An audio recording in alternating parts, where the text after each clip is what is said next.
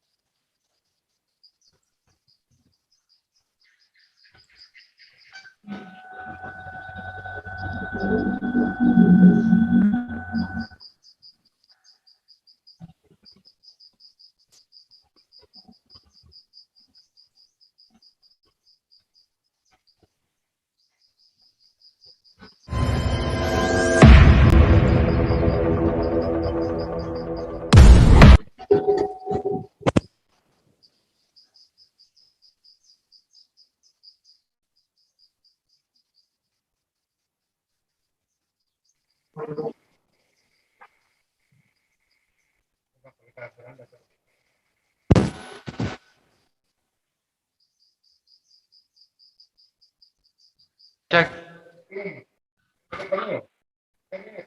Jadi itu loh di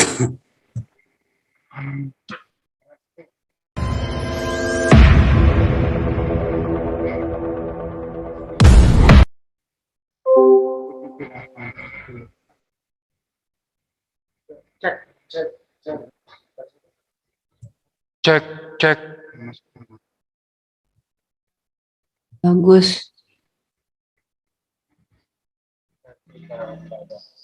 Ntar Bu Yosi minta host, yang host langsung anu ya.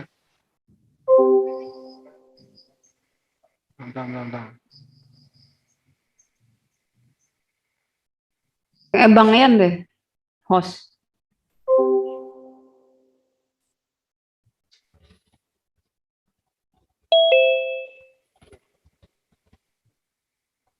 Nggak usah itu. Oh, baru nggak anu ya, mic-nya, anu speakernya.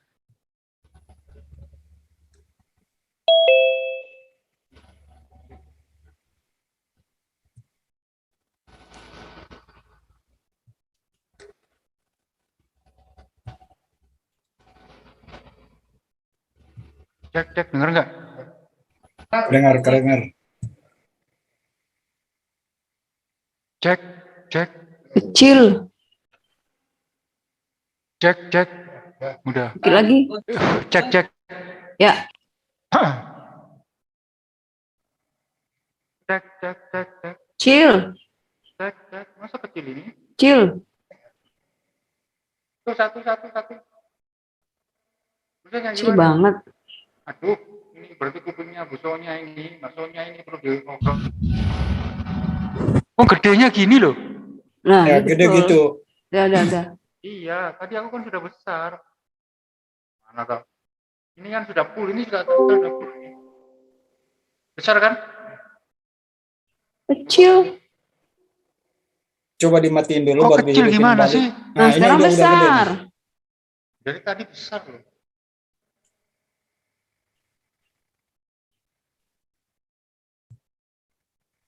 Oke, sahabat-sahabat, sabar, itu ujian.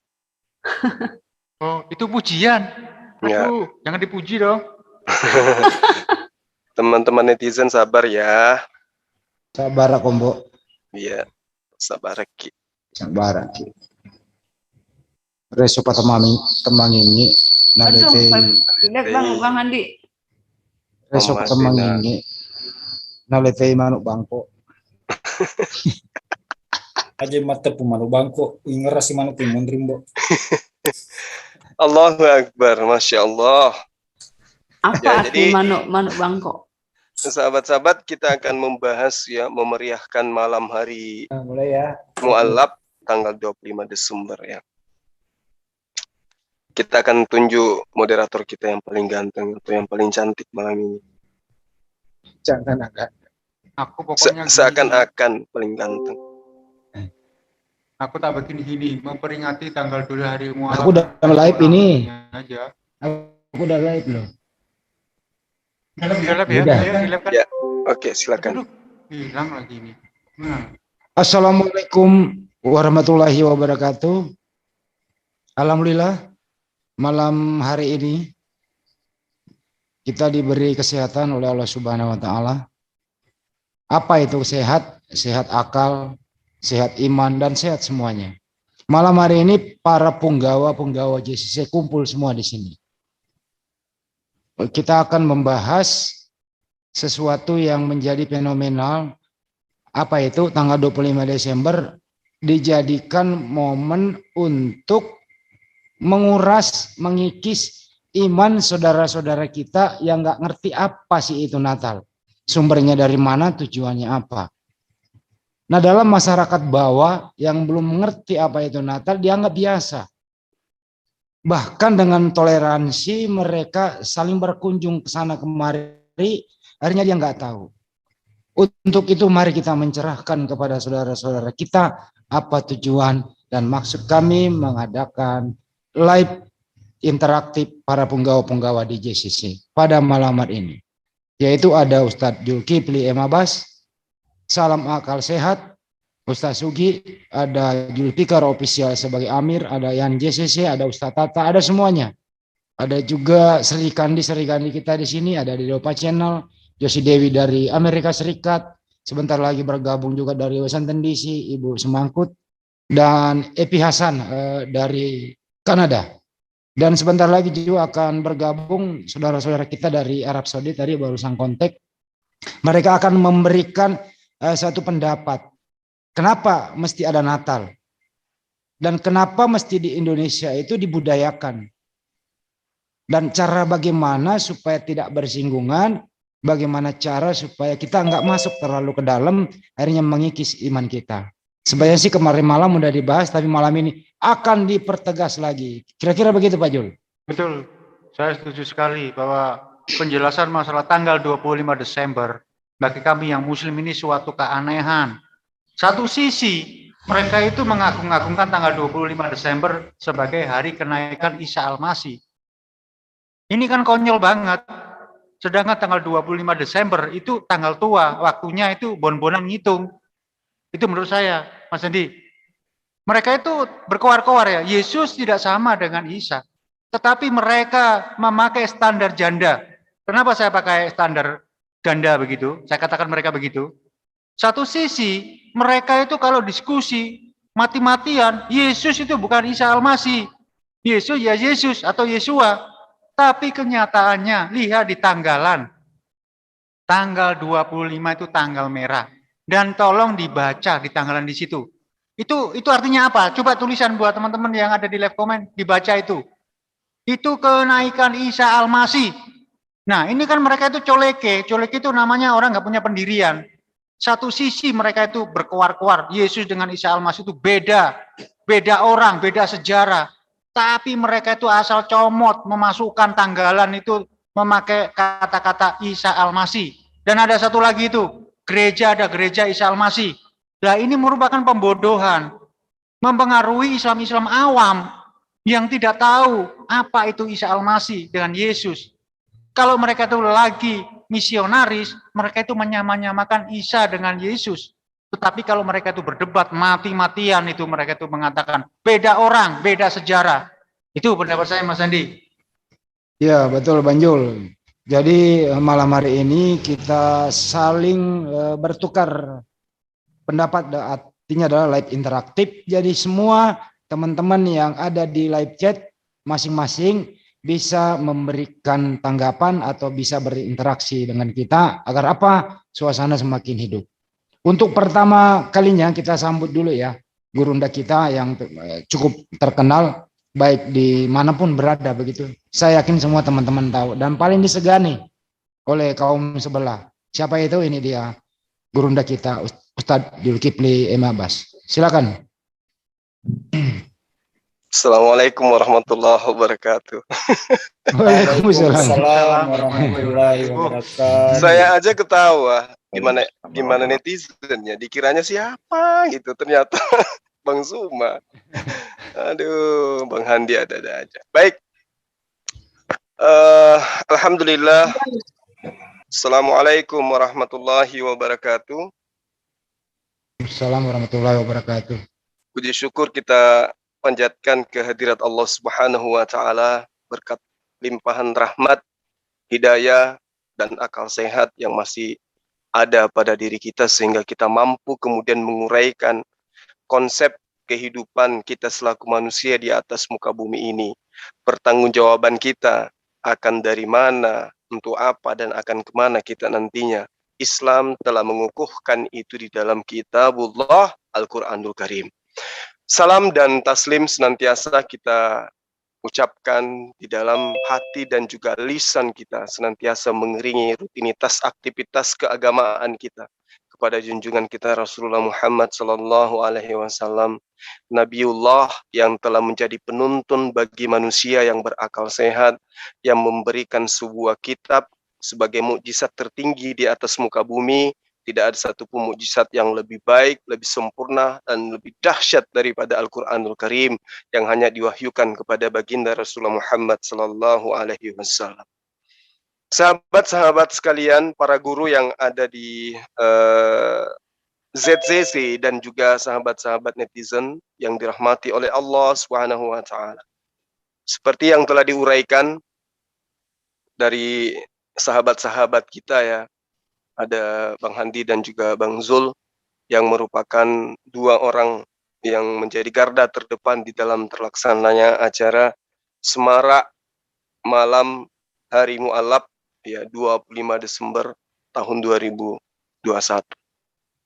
Nah, kita semua sudah memahami, pekan ini kita sudah mengulas asal usul, kemudian sejarah yang kemudian memberikan sumbangsi terhadap apa yang kemudian dirayakan oleh sahabat-sahabat kita Kristen tanggal 25 Desember.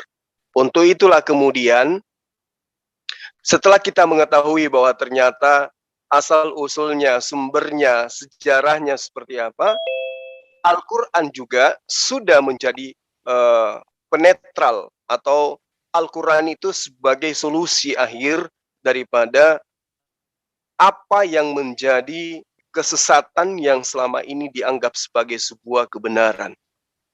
Untuk itulah para sahabat-sahabat sekalian, kenapa teman-teman di organisasi Islam, ya, sebut saja Arematea dan juga beberapa ormas Islam termasuk MMCI menggagas adanya Hari Mu'allaf sedunia ini.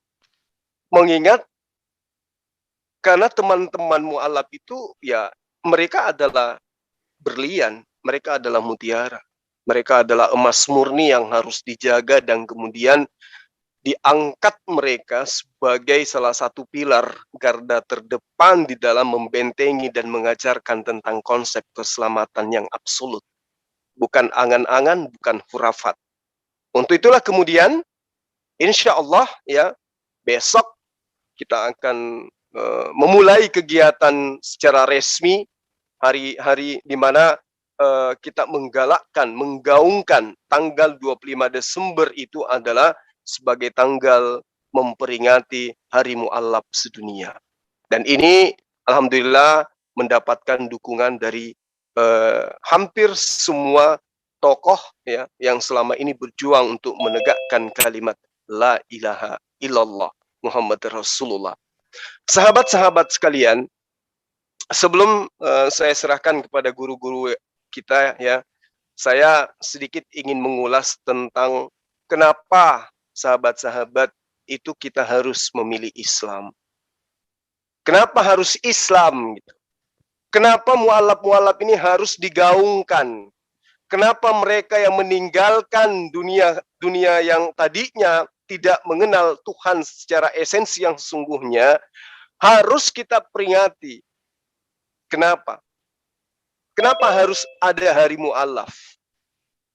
Sebagai cerminan penghargaan kita terhadap sahabat-sahabat yang meninggalkan akal yang berkarat menuju sinar cahaya yang diridai oleh Allah berupa amanah yang diberikan kepada manusia pertama Adam alaihissalam sebagai khalifah, sebagai pemimpin di atas muka bumi. Pemimpin terhadap dirinya, pemimpin terhadap keluarga, dan pemimpin terhadap agamanya. Nah, pemimpin terhadap diri artinya ketika manusia mampu mendudukkan syahwat nafsu ya di atas daripada akal dan logika, di mana akal dan logika sebagai pemimpin dalam kehidupannya, maka yakin dan percaya orang tersebut akan menuju kepada satu tangga yang disebut hidayah. Jadi sahabat sekalian, kenapa kita ini harus memilih Islam? Pertama, satu-satunya agama yang kemudian menyatakan dirinya sebagai agama yang sempurna di dalam kitab yang dianut sebagai pedoman dalam agama tersebut hanya Islam. Bagaimana kemudian Al-Islam merupakan sebuah dinul yang diturunkan langsung oleh Tuhan pencipta alam semesta, yang kemudian merupakan satu-satunya agama yang dijanjikan oleh Allah sebagai agama keselamatan. Saya ulang, satu-satunya agama yang diwahyukan oleh pencipta alam semesta, yang diproklamirkan dan dipromosikan langsung oleh sang pencipta, hanya dinul Islam sebagai agama keselamatan. Jadi ajaran yang ada di dalam dinul Islam tidak dibuat semata oleh manusia, tapi dibuat oleh Allah Azza wa Jalla. Sehingga tidak ada cacat sedikit pun di dalam Al-Islam sebagai pegangan di dalam kehidupan manusia, jika manusia itu ingin kembali kepada kehadirat Allah, yaitu selamat. Jadi semua urusan, mulai dari tidur sampai bangun tidur kembali, semua diatur di dalam ajaran Islam. Tidak ada celah yang luput sama sekali di dalam dinul Islam itu. Karena itulah kemudian Islam disebut rahmatan lil alamin. Tidak ada agama yang kemudian di dalam kitab sucinya menyebutkan agama itu sebagai rahmatan lil alamin. Tidak ada. Hanya Islam. Nah, kemudian sahabat-sahabat sekalian, di dalam Islam yang paling santer kemudian yang menjadi tolak ukur orang-orang di luar Islam yang membenci Islam, itu senantiasa selalu mengatakan Islam itu adalah ajaran kekerasan. Padahal pada faktanya, justru di dalam Islam, kekerasan sangat dihindari. Bahkan adalah cara yang paling terakhir yang dapat dilakukan jika semua jalan damai menemui menemui kebuntuan, tidak ada solusi. Barulah kemudian menggunakan cara-cara kekerasan dalam arti tanda petik perang. Nah, di dalam penyebarannya Islam menggunakan cara damai, dan itu bisa kita rasakan di negara kita ini. Bagaimana kemudian Islam bisa mayoritas menggantikan ajaran-ajaran atau keyakinan-keyakinan yang tadinya dianut ratusan tahun, berabad-abad oleh pribumi. Terganti keyakinan itu dengan cara damai. Tidak ada pemaksaan. Itulah Islam. Tidak ada kemudian kita kenal bagaimana seorang tentara dari negara yang mayoritas Islam kemudian datang memborbardir Nusantara sehingga penduduknya menjadi Islam mayoritas hari ini. Tidak ada.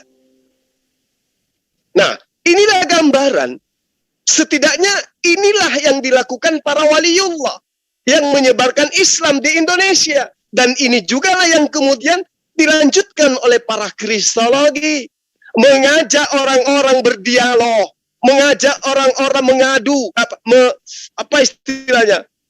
saling memberikan argumentasi terhadap kebenaran yang dianggap benar dari sumber agama masing-masing.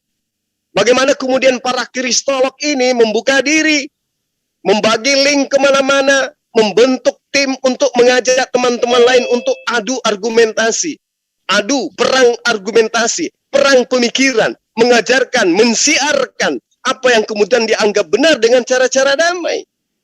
Maka karena itulah kemudian, ya, tanggal 25 Desember adalah keharusan bagi kita untuk memperingati hari itu sebagai hari mu'allaf sedunia. Bukan hanya nasional, tetapi sedunia.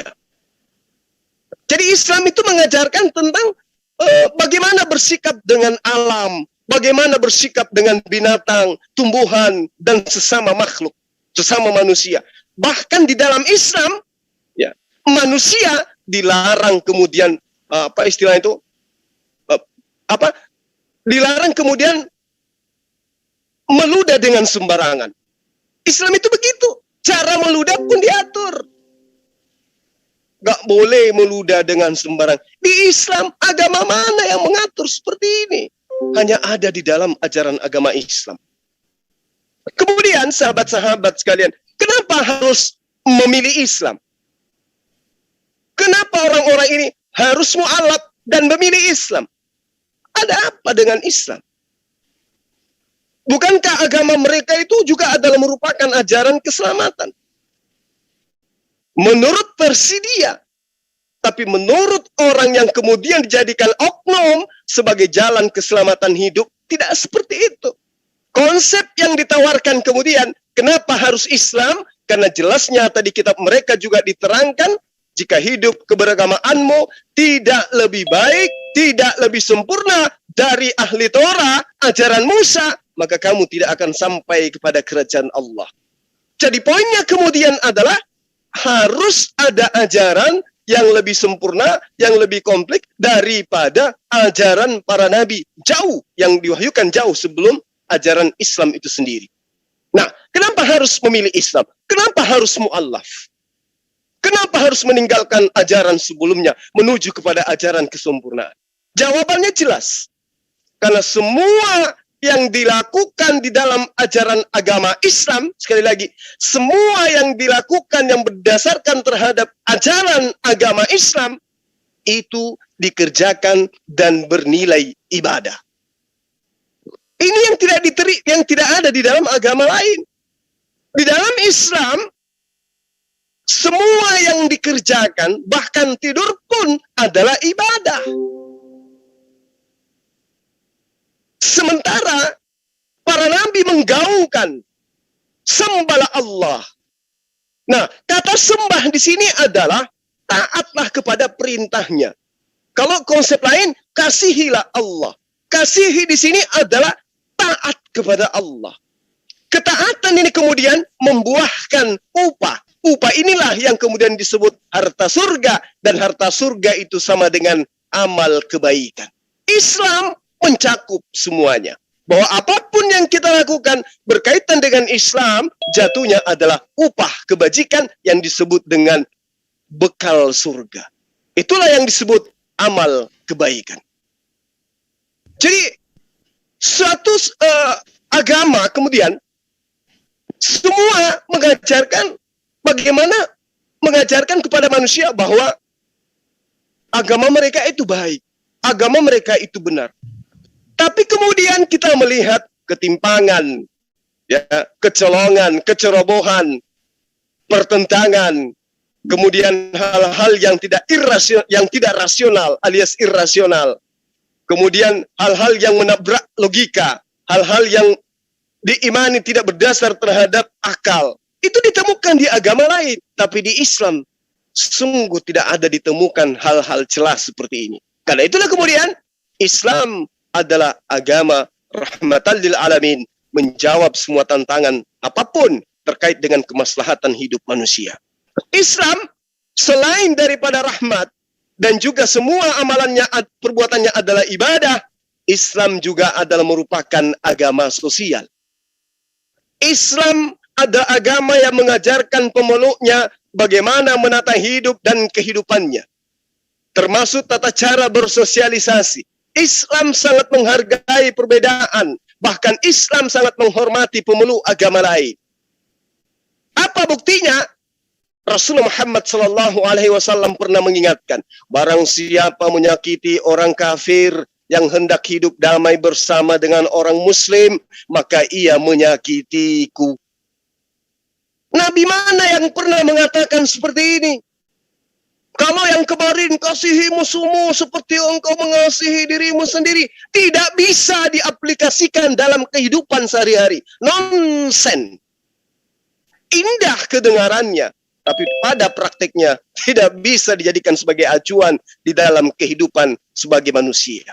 Rasulullah, barang siapa menyakiti orang non-muslim yang hendak, yang mau hidup berdamai bersama orang-orang Islam, barang siapa menyakiti mereka, kata Rasulullah, maka sungguh dia telah menyakiti aku.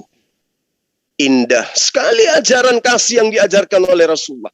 Ini adalah nilai yang sangat tinggi.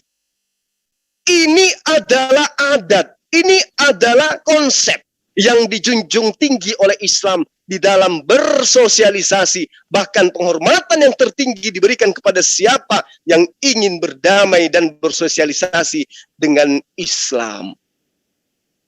Jadi kalau kemudian kita gaungkan, jangan kau katakan selamat Natal, itu bukan cerminan bahwa kita intoleransi. Justru kita ingin mendudukkan sahabat-sahabat itu untuk menjalankan syariat agamanya dengan benar, tanpa harus membuat agamanya ke Islam-Islaman atau menyamar seperti ke Yahudi-Yahudian. Jadi Islam itu memang benar, ya, kajian-kajiannya, pokok pikirannya selalu merujuk kepada apa? Satu inti, apa itu? Jihad. Nah, hanya saja problemnya sekarang adalah kata jihad itu membuat orang-orang sekarang ini fobia terhadap kata itu. Seakan-akan jihad itu bom. Padahal Islam sebagai agama jihad artinya adalah orang yang meninggalkan apapun yang terkait dengan hal yang membuat mereka lupa terhadap penciptanya. Usaha itu menuju kepada Allah, itulah yang disebut jihad.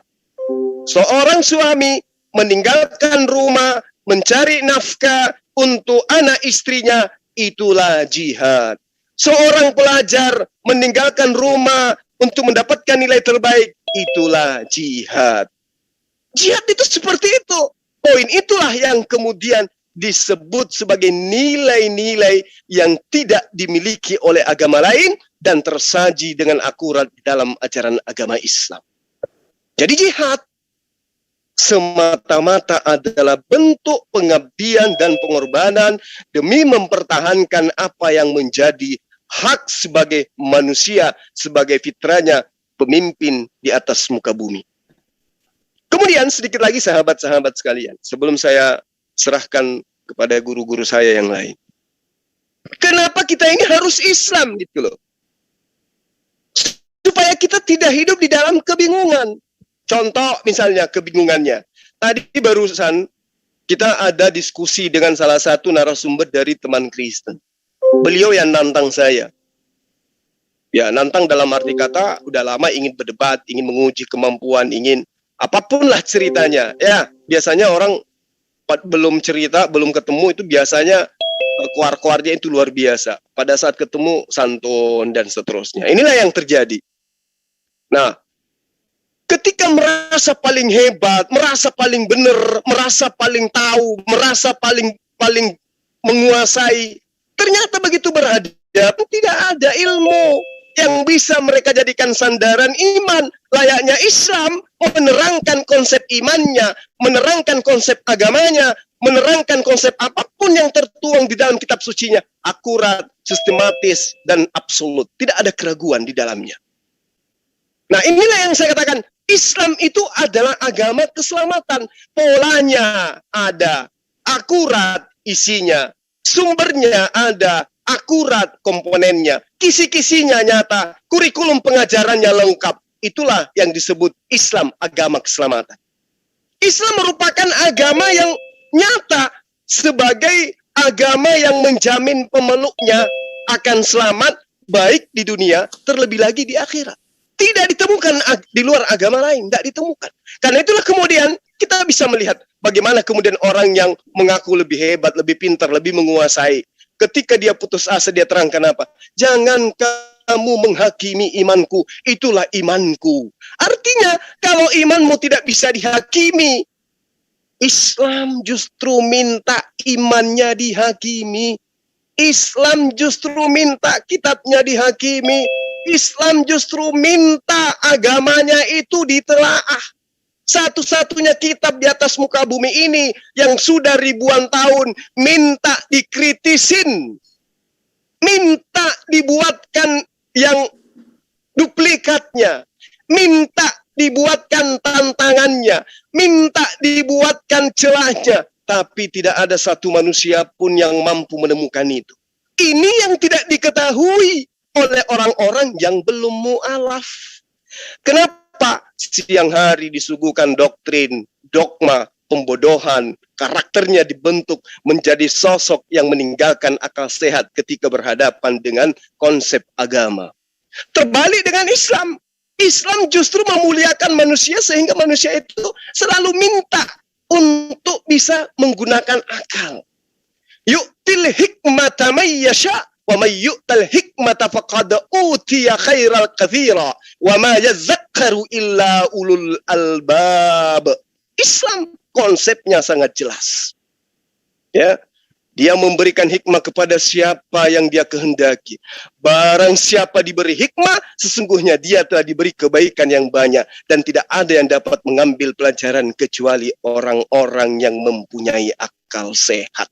Satu-satunya agama yang selalu menekankan pemikiran, akal sehat, akal budi, berfikir,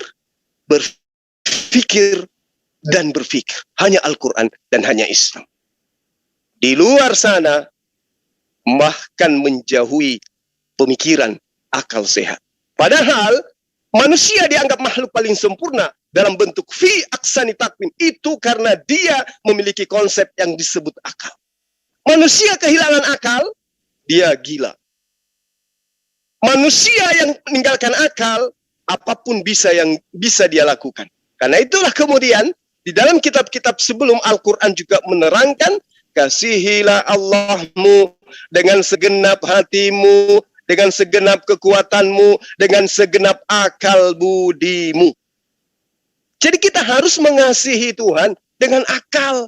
Apa maksud mengasihi Tuhan dengan akal? Lakukan prosesi penyembahan dengan ilmu.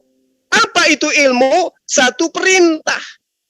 Lakukan sesuatu ajaran dengan ilmu. Apa itu ilmu? Ada aturannya.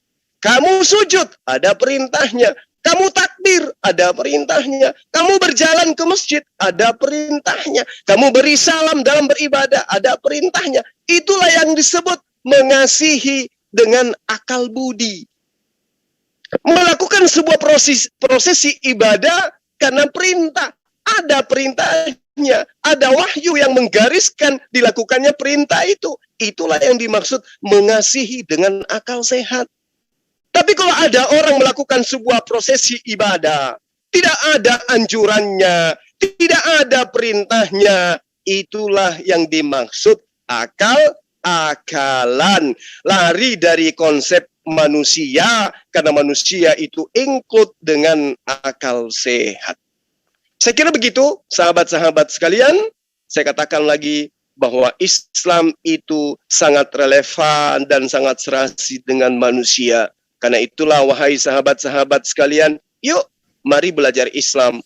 Kalau Anda semua belum mengenal Islam dengan baik, silakan Anda mendatangi masjid-masjid, bertanya kepada orang-orang yang ngerti Quran, tanyakan kepada mereka, kritisi Quran kalau kalian mampu, kemudian seketika tidak mampu, artinya Al-Quran menyajikan jalan satu-satunya menuju kepada Allah, pencipta langit dan bumi.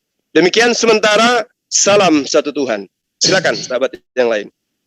Oke, terima kasih Bang Juma yang cukup memberikan kita tausiah ya malam ini ya. Artinya di sini kesimpulannya adalah akal-akalan adalah meninggalkan akal sehat. Artinya lagi adalah akal sehat perlu dipakai agar tidak dibodoh-bodohi. Baik ilmu pengetahuan secara makro maupun akidah secara intern diri sendiri dulu. Kalau akal sehat itu berfungsi, doktrin akan ditolak kalau tidak sesuai logika. Akal budi yang dipakai. Kenapa? Kalau sampai Anda percaya pokoknya saja, Anda akan menjadi bodoh selamanya sampai ke liang kubur. Apa yang Anda akan jawab di sana? Hanyalah kau dari hadapanku, kamu sekalian pembuat kejahatan. Mikir gitu loh. Udah dikatakan pakai akal budimu, tetap aja hanya pakai doktrin. Terima kasih Bang Yuma. Dari Sulawesi Selatan, Kota Makassar, Baik, Bang, makasih. kita ke Blora dulu, yang sedang menjadi pemimpin di sana untuk sementara adalah Ustadz Sugi, salam akal sehat, yang sedang memantau pembangunan masjid di sana. Silakan Ustadz Sugi. Ada yang mau disampaikan? Silakan Ustadz, mic-nya ke-mute. Ya, kenapa? Dilanjut dulu aja Bang, saya lagi demam nih. Lanjut aja. Oke Ustadz, lagi nggak enak badan. Semoga salam akal sehat, tetap sehat akalnya. Tentu juga cepat pulih dari sedia kala. Baik. Oh ya, baik. Dari Blora, untuk prememori dulu kita ke Jawa, masuk Jawa Tengah, masih Jawa Barat, Kabupaten Cirebon, kepada Evangelis Yonatan Nandar. Tafadhol, silakan. Assalamualaikum warahmatullahi wabarakatuh. Waalaikumsalam warahmatullahi wabarakatuh. Masya Allah, Masya Allah.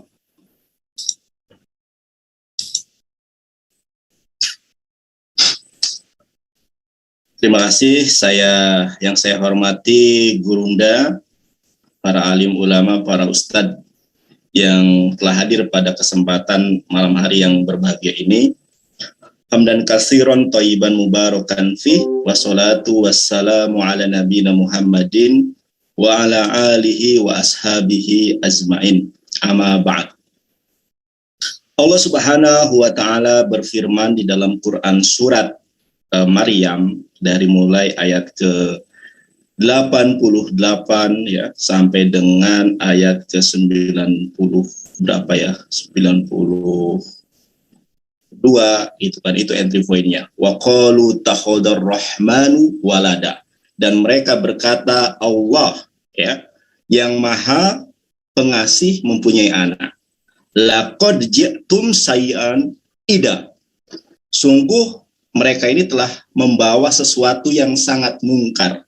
Saking mungkarnya, Allah Subhanahu wa taala mengatakan takadus samawatu yafatarna minhu wa tangsakul ardu wa takhirul jibalu hadda. Ya, hampir-hampir langit itu pecah dan bumi terbelah dan gunung-gunung meletus ya. Kenapa demikian? Di ayat ke seterusnya Allah Subhanahu wa taala mengatakan an-da'wati lirrahmani walada, karena mereka mendakwahkan, karena mereka mengklaim an-da'wa lirrahmani walada, yaitu yang maha pengasih yaitu Allah Subhanahu wa taala mempunyai anak. Ya, itu yang kemudian membuat langit itu hampir pecah, bumi terbelah, gunung-gunung meletus, runtuh, karena mereka menganggap atau mendakwahkan Allah yang maha pengasih mempunyai anak. Wa ma yambagi lirrahmani ayat tahida walada, dan mustahil bagi Allah Subhanahu wa taala itu mempunyai anak. Ya, ingkulu man fis samawati wal ardi illa ati rahmani abda. Tidak seorang pun yang ada di langit dan di bumi akan datang kepada Allah Subhanahu wa taala sebagai seorang hamba. Dan saya bersyukur alhamdulillah kepada para asatid, pada gurundaku Ustaz Juma, dan yang gurunda-gurunda yang ada di sini dan dimanapun berada, saya haturkan terima kasih atas edukasi, atas informasi, atas wawasan yang telah kita kongsi, yang telah kita share. Karena Rasulullah SAW bersabda, khairun nas anfa'uhum linnas. Sebaik-baiknya manusia adalah orang yang paling bermanfaat untuk manusia lainnya. Ya, khairukum man ta'alamal Qur'an wa 'alamahu. Dan sebaik-baiknya di antara kalian adalah orang yang yang mengajarkan Al-Qur'an. Khairukum man ta'alamal Qur'an, orang yang belajar Al-Qur'an kemudian mengajarkannya kepada orang lain. Di Zoom ini sudah ada kristologi, debat ada, belajar Quran ada, sungguh sangat lengkap sekali. Tetapi yang kemudian berkorelasi dengan malam hari ini adalah tentang bagaimana kemungkaran pengucapan selamat kelahiran ya anak Tuhan. Dan saya memberikan sebuah statement berdasarkan jumhur ulama, konsensus ulama-ulama terdahulu yang lurus, yang telah jelas menegaskan bahwa mengucapkan selamat Natal itu adalah bentuk pendangkalan akidah. Boleh jadi sesuatu hal yang kita anggap biasa kok, saya mengucapkan selamat itu saya tidak berpindah keyakinan, hanya ya basa-basi saja. Ada di dalam hadis itu orang itu keluar Islam karena sesuatu yang dia anggap ya biasa saja. Padahal sesuatu yang biasa ini melampaui akidah Islam, di mana akidah Islam ini sangat melarang. Jangankan mengucapkan, Rasulullah sudah memberikan penegasan, man tasabbaha biqaumin fahuwa minhum. Barang siapa yang menyerupai suatu kaum maka termasuk dia golongannya. Dan alhamdulillah beberapa hari yang lalu, bahkan kemarin saya cross check ke swalayan ya. Alhamdulillah saya lihat mbak-mbak yang berjilbab itu tidak kemudian memakai pernik yang kuncung Santa Claus yang memang tidak terdapat di dalam biblos, kemudian hal-hal yang lainnya. Kalau toh mereka merayakan, silahkan. Yang beragama Kristen, Nasrani merayakan, itu hak mereka, agama yang mereka yakini. Tetapi bagi kaum muslimin, bentuk toleransi itu adalah dengan membiarkan tidak mengganggu, tidak kemudian bermudah-mudahan mengucapkan selamat Natal. Artinya itu sama saja mengotori akidah kita, mengotori iman kita. Tidak ada ulama-ulama terdahulu yang kemudian memberikan rukhsah atau keringanan di dalam hal pengucapan ini. Hanya ada di zaman ini saja yang kemudian bermunculan ulama su' yang mengatakan dibolehkannya. Bahkan kita harus mengambil ibroh, ya Buya Hamka dulu, yang kemudian memberikan fatwa tentang haramnya ini. Apa yang terjadi, wallahu alam. Nah, yang ingin saya apresiasi adalah para kristolog, para asatidz yang sungguh luar biasa ya. Tahun-tahun sekarang ini tidak seperti tahun-tahun 5 tahun atau 10 tahun yang telah lalu, di mana banyak kaum muslimin yang kemudian ikut-ikut nimbrung. Bahkan sekarang ini alhamdulillah perayaan tahun baru dan Natal ini kaum muslimin sudah sadar mana yang prioritas, mana yang tidak, dan mana yang harus dan patut dilakukan, mana tidak. Ini adalah salah satu manifestasi, salah satu bentuk dari para kristolog, kontribusinya di dalam memberikan pencerahan, di dalam memberikan penangkalan, antisipasi, langkah preventif, upaya-upaya permurtadan. Banyak sekian orang yang mu'alaf gara-gara nonton perdebatan Kristen Islam, Ustadz Gurunda Juma, ya, atau para debater yang lain. Melihat hal itu, ada juga yang pernah bahkan dibawa kemari, orang yang mau dibaptis tidak jadi. Hal-hal ini adalah salah satu bentuk kontribusi para mujahid, para kristolog, para apologet. Ingat firman Tuhan katakan, a'udzubillahi minasyaitonirrajim, ya ayyuhalladzina amanu hal adulukum ala tijaratin tunzikum min adzabin alim. Maukah aku kasih tahu kalian ya suatu perjualbelian atau perniagaan yang menyebabkan kamu terhindar dari apa? Terhindar dari siksa yang sangat pedih. Ingat, maukah kalian aku kasih tahu satu perniagaan yang menyebabkan kalian terhindar dari azab yang sangat pedih? Apa itu? Ya, ini adalah salah satu ayat yang terdapat di dalam Quran surat 61 As-Saff ayat ke-10 ya. Ayat ke-11, tu'minuna billah, berimanlah kepada Allah.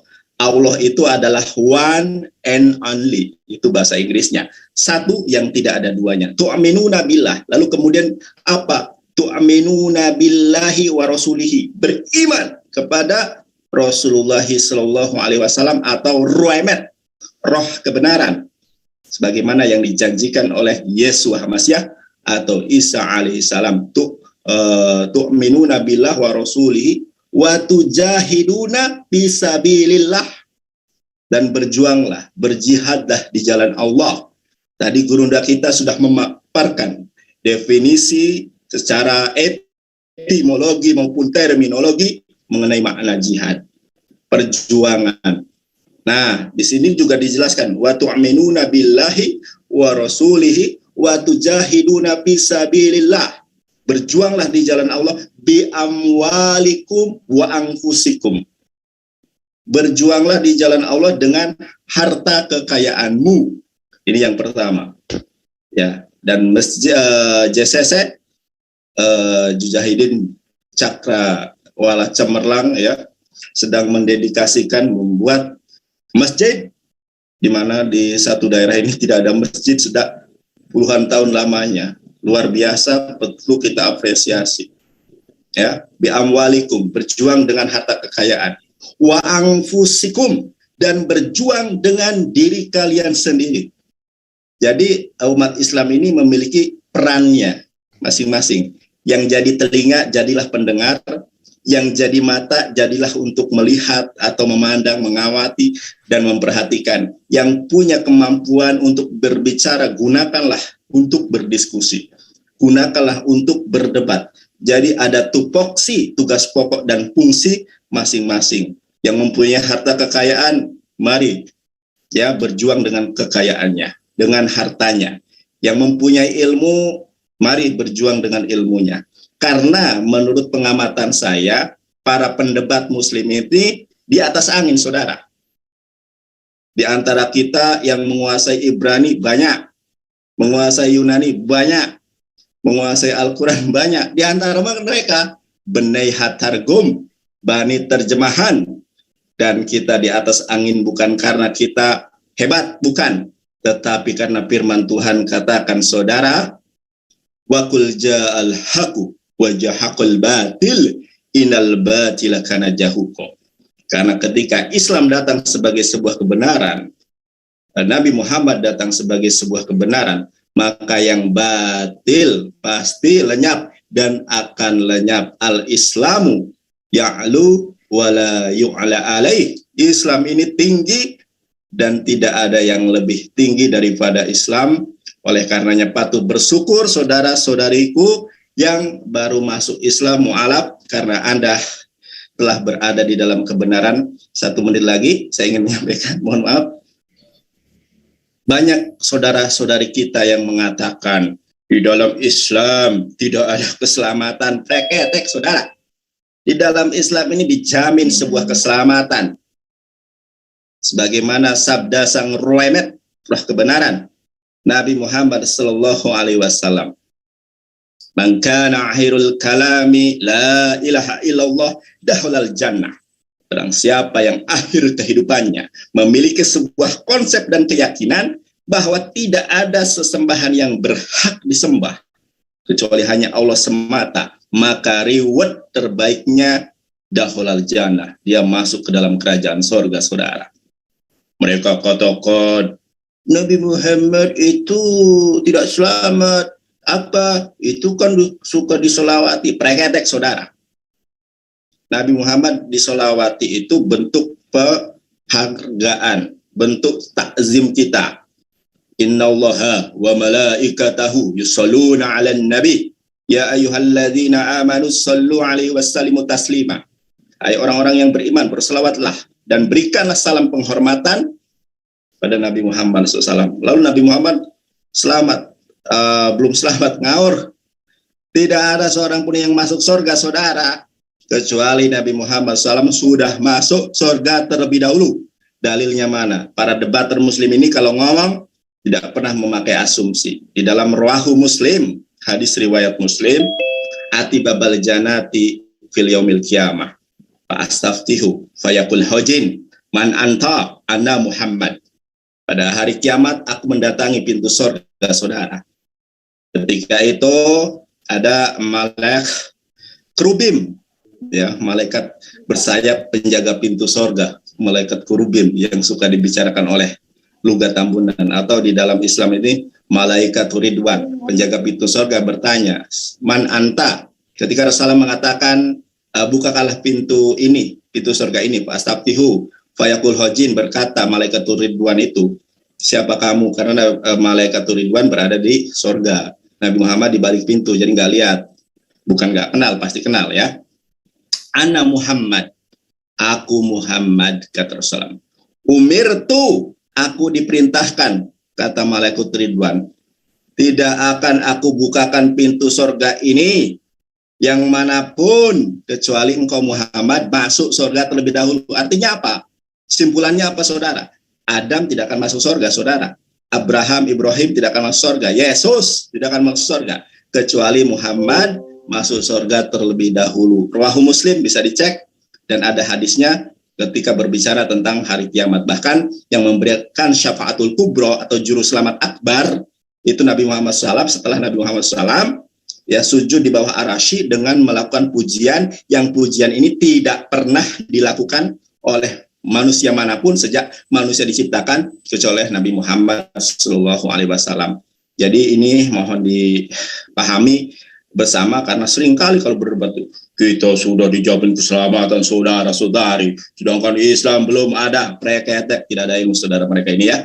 Mohon maaf, mungkin kita harus gantian berbicara, dan saya haturkan terima kasih kepada Gurunda kita yang hadir di sini. Saya kalau Zoom nggak bisa dilihat satu-satu. Ya pokoknya semua para asatid, para debater muslim yang saya hormati, terus berjuang, bentengi akidah saudara-saudari yang kita cintai dimanapun mereka berada. Banyak yang WhatsApp kita. Terima kasih di Papua, terima kasih di Sulawesi atas para debater muslim sehingga kami terbentengi, sehingga kami harus tahu bagaimana menjawab subhat mereka. Luar biasa. Mudah-mudahan karena ini menjadikan asbab kita masuk surga. Kita tidak ngerti, tidak paham apa yang dapat menyebabkan kita masuk surga, dan mudah-mudahan kita senantiasa istiqomah dan ikhlas di dalam melakukan hal ini, karena ini adalah salah satu jalan. Bagi tugas, ada yang mengajari ngaji, mengajari akhlak, biarlah kita menjadi garda terdepan di dalam mengantisipasi langkah preventif, upaya-upaya pemurtadan. Demikian kurang lebihnya, mohon maaf yang sebesar-besarnya. Apabila ada jarum yang panah, saudara, jangan disimpan di dalam peti. Apabila ada kata-kata evangelis yang salah, mohon jangan disimpan di dalam hati. Akhirnya saya sampaikan Allah alam bisawab, kebenaran hanya datangnya dari Allah, adapun kesalahan, kehilapan milik evangelis Yonatan. Terima kasih. Assalamualaikum warahmatullahi wabarakatuh. Waalaikumsalam warahmatullahi wabarakatuh. Kalau cendekiawan muslim yang berbicara berapi-api kayak seperti orator yang nggak habis bahannya begitu. Kenapa nggak habis bahannya? Ya karena bahannya ada di dalam kepala, disertai dengan iman dan percaya bahwa kebenaran mutlak di Islam itu. Makanya kalau seorang muslim berbicara itu, ya nggak pernah nyeleneh. Karena apa? Pondasinya kuat. Berbeda dengan kaum sebelah. Kalau berbicara, pondasinya nggak kuat, apa yang dia ucapkan bertentangan yang ada yang di dalam. Itulah makanya kami hadir di sini untuk semua mencerahkan kepada seluruh umat muslim yang ada di muka bumi bahwa hindari mengucapkan Natal itu. Karena ini adalah cara-cara yang paling halus mengerus iman kita menjadi musyrik. Kenapa? Kalau sampai mengucapkan Natal dengan tidak disengaja maupun disengaja, hati-hati. Karena Natal menurut mereka adalah lahirnya Yesus. Yesus adalah Tuhan itu sendiri.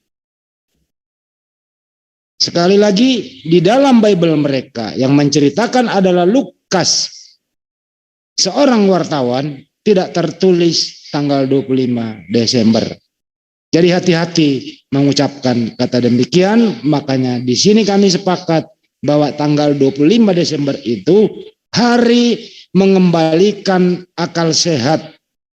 Nah, kalau akal sehat sudah berfungsi keluar dari doktrin, artinya kebenaran menanti, hidayah akan datang, artinya menjadi hari mualaf internasional. Kira-kira begitu topiknya pada malam hari ini. Dari Cirebon, Jawa Barat, Evangelis Yonatan Nandar beralih lagi ke Bali. Saya mau ke Bali dulu ini, ke adik kita, Triun Slayer ini. Assalamualaikum Mbak Dinda, Triun Slayer, apa Anda masih mendengarkan? Dari Bali?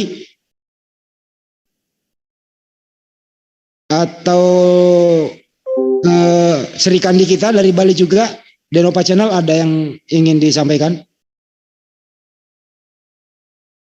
Kayak masih menjauh semua ya. Ada Bang Bonar itu, ada Bang Bonar. Iya. Ada Bang Bonar Marasi itu. Kurang kedengaran suaranya Bang. Bonar Marasi itu ada Resen. Resen ada. Ada yang resen sih. Oh iya. Dari Jawa Barat kita ke Jawa Tengah dulu ya. Mualaf kita nih. Pak Bonar Marasi. Silakan. Pak Bonar. Ya, makasih Abang Handi, dan mohon izin kepada guru-guruku semua di sini. Jadi konon kabarnya tanggal 25 Desember itu lahir Tuhan ya, yang setara dengan Bapaknya, fully God, seutuhnya Tuhan, pribadi kedua dalam Trinitas. Tapi statusnya lahir. Sang prima causa yang kedua itu lahir katanya. Sementara bagi teman-teman yang lain, bukan pribadi kedua yang lahir, tetapi Tuhan itu sendiri yang lahir ya, seperti yang dianut oleh teman-teman Oneness. Tetapi bagi yang lain, yang lahir itu bukan Tuhan, tapi makhluk ilahi. Dan kemudian bagi yang lain, yang lahir itu hanya manusia. Gitu. Nah, pertanyaannya adalah, siapakah yang lahir di tahun dulu-dulu itu, di tanggal 25 Desember itu? Kalau sesama Kristen itu belum jelas tentang Yesus, maka alangkah baiknya kalau teman-teman Muslim tidak ikut serta mengucapkan Natal, karena memang itu berbeda-beda di antara mereka. Kalau misalnya kita mengikuti memberi ucapan selamat Natal, maka kita cenderung ke satu pihak, dan menurut keyakinan kita itu justru salah, karena bagi beberapa Kristen yang lahir itu adalah pribadi Tuhan yang kedua, yang seutuhnya Tuhan, sama seperti Bapa tapi berbeda dengan Bapa. Jadi prima causa kedua dari 3 prima causa yang berbeda dengan Bapa. Ini kan bertolak belakang dengan keyakinan kita Muslim. Yang kedua, jika teman-teman Kristen itu memang masih berselisih tentang status Yesus, lalu kemudian berharap supaya kami itu mengucapkan selamat Natal, itu sebenarnya sama saja kalian tidak mengasihi kami, karena kalian sedang berusaha untuk mengatakan bahwa kami itu seharusnya mengucapkan selamat Natal untuk status dia yang masih belum jelas gitu. Jadi kalau kalian mengasihi kami, ya biarkan kami tidak mengucapkan itu. bagian dari penghormatan kami kepada kalian untuk tidak berucap salam apapun, kecuali misalnya ya hanya salam-salam, katakanlah selamat Hari Pahlawan 10 November, selamat Merdeka 17 Agustus gitu ya, yang sudah kita sepakati di dalam prinsip-prinsip kehidupan di NKRI gitu. Terus yang ketiga, ini mungkin dugaan saya salah ya, tapi alangkah baiknya juga kalau misalnya saya sebutkan gitu. Karena saya pernah mendengar gitu, ada beberapa orang yang berusaha keras untuk memberi salam pada hari raya, yang kemudian untuk ditabur di hari Natal. Artinya memakai prinsip ya, prinsip hutang budi gitu ya, diucapkanlah hari raya untuk kemudian ditabur, dituntut balasnya pada hari Natal. Saya kira itu tidak baik gitu ya.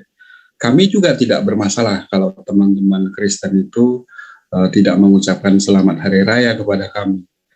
Dan semestinya juga sama kalau kami tidak mengucapkan selamat Natal gitu. Oleh karena itu maka kita jangan saling mengganggu, jangan saling menciptakan jebakan hanya untuk mengatakan bahwa Islam itu tidak toleran. Karena kami telah mengucapkan selamat hari raya, nyatanya Muslim itu tidak mau mengucapkan selamat Natal. Itu kan sejatinya adalah sebuah tipu muslihat, tanda kutip gitu, yang agak-agak halus, yang kemudian justru dipakai untuk memberi stigma jelek kepada Islam. Terus kemudian yang berikutnya, 25 Desember diubah menjadi hari mu'alaf gitu. Hari di mana akal menuntun iman. Saya kira ini bagus banget, luar biasa ya. Saya dari tadi pingin ikut gitu, tapi karena sedang ada urusan sedikit, maka belakangan saya masuknya, tapi saya lihat judulnya dan saya perhatikan dari tadi, sangat menarik itu. Pertanyaannya begini, Muslim itu kok merasa paling mengikuti Yesus daripada Kristen itu sendiri gitu? Ya saya bilang iya, memang Muslim itu lebih mengikuti apa yang diucapkan oleh Yesus. Di Markus 12:29, Yesus mengatakan bahwa dengarlah hai Israel, Tuhan Allah kita, Tuhan itu Esa. Kami bilang la ilaha illallah, yes, tanpa variasi. Sementara teman-teman Kristen itu punya banyak variasi tentang status Yesus. Padahal Yesus itu sendiri, dengarlah hai Israel, Tuhan Allah kita, Tuhan itu Esa. Yesus itu ikut di dalam kita itu, sama persis seperti ketika Musa mengatakan, dengarlah hai Israel, Tuhan Allah kita, termasuk Tuhannya Musa, itu Esa gitu. Oleh karena itu, apa yang diucapkan oleh Yesus, Esanya itu bukan kesatuan, tapi Esanya itu adalah Esa seperti yang ada dalam alam pikir orang Yahudi gitu. Lalu kemudian yang kedua dari hukum terutama itu adalah kasihilah Tuhan Allahmu dengan segenap akalmu, dengan segenap tenagamu, dengan segenap pikiranmu gitu. Kasih Allah itu bukan maksudnya Allah itu dikasihani oleh manusia, bukan. Tetapi dengan cara mengikuti seluruh hukum-hukumnya, seluruh aturan-aturannya, dan menjauhi seluruh larangan-larangannya. Kami Muslim mengikuti seluruh perintah yang telah disampaikan oleh Allah melalui Nabi Muhammad, yang sejatinya itu adalah penyempurnaan dari hukum terutama tadi. La ilaha illallah, itu hukum yang pertama, bagian pertamanya. Lalu kemudian taatlah Allah, taatlah Rasul, itu bagian dari perintah untuk mengikuti seluruh hukum-hukumnya seperti yang telah dicontohkan oleh Nabi gitu. Lalu kemudian bagaimana dengan teman-teman Kristen? Teman Kristen menggunakan pernyataan Paulus untuk mengalahkan Yesus.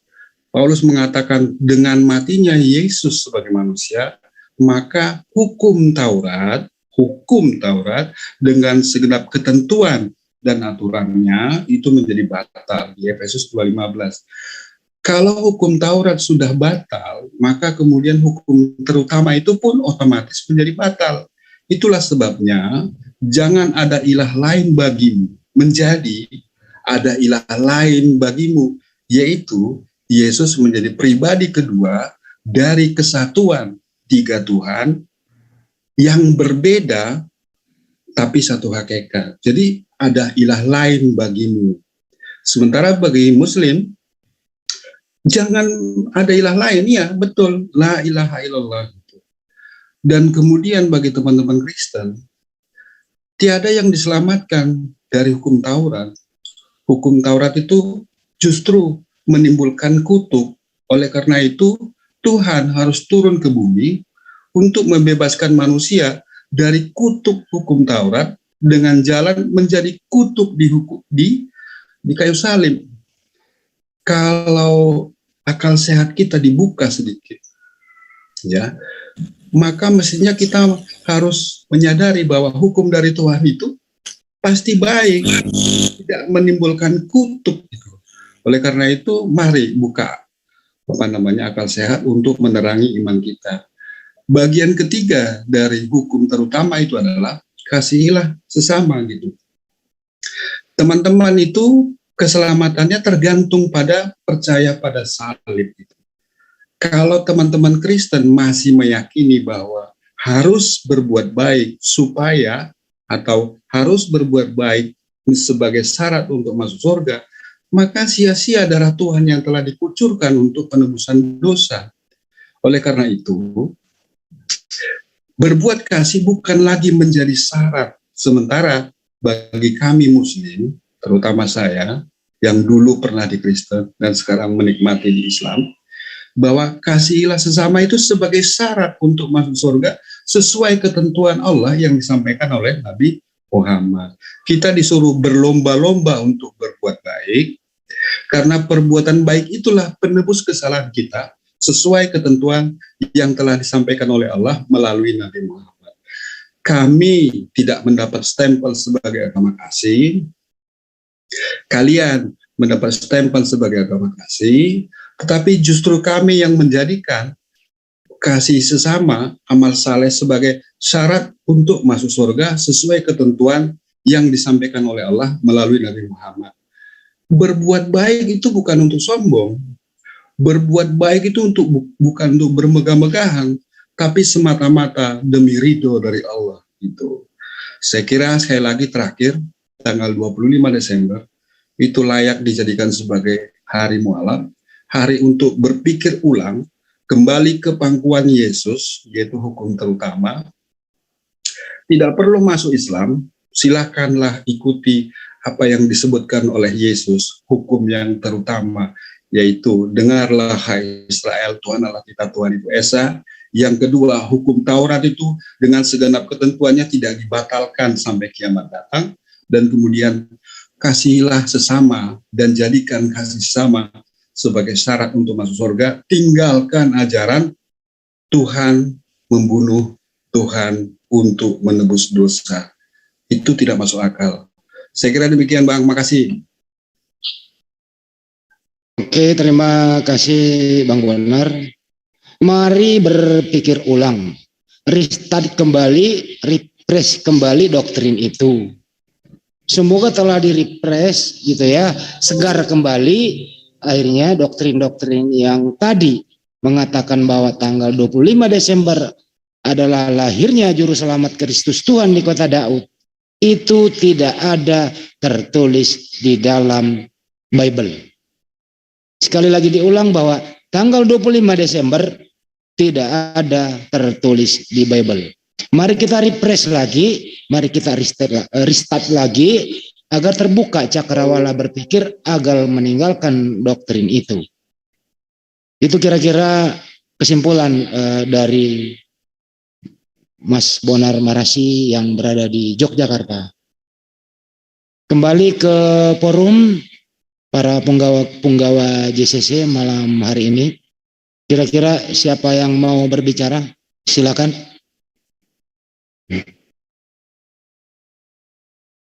Halo, ada yang mau berbicara lagi? Kalau nggak ada, kenapa ya saudara-saudara Kristen itu tidak membaca Bible dengan baik ya? Mestinya itu jangan mengharap di luar Kristen itu mengucapkan Natal kepada Anda. Kenapa? Karena di dalam Bible Anda sendiri di 2 Yohanes 1, 10, 11 itu Apaan ini? Assalamualaikum. jikalau seorang datang kepadamu dan ia tidak membawa ajaran ini, janganlah kamu menerima dia di dalam rumahmu dan janganlah memberi salam kepadanya. Sebab barang siapa yang memberi salam kepadanya, ia mendapat bagian dalam perbuatan yang jahat. Artinya, jangan banyak mengharap umat muslim mengucapkan Natal itu. Karena di dalam Bible Anda sendiri melarang untuk toleransi untuk ini gitu loh. Jadi tolong orang-orang, teman-teman di luar sana, baca Bible dengan baik deh. Buang doktrin itu dulu, mari berpikir jernih dulu, baru berkesimpulan. Itu ya. Baik, kita kembali ke topik. Semoga saja teman-teman Kristen ya yang sering berdiskusi dengan kita di luar sana juga siapapun itu termasuk Bambang Nursena, Ibu Rita Wahyu, berhentilah. Tolong jujur katakan Pak, Ibu, bahwa di Bible itu nggak ada tertulis tanggal 25 Desember. Terang benderang di sana nggak ada tertulis. Laporan Lukas tentang bagaimana proses Yesus dilahirkan nggak ditulis tanggalnya. Nggak usahlah mengambil hal-hal di luar sana.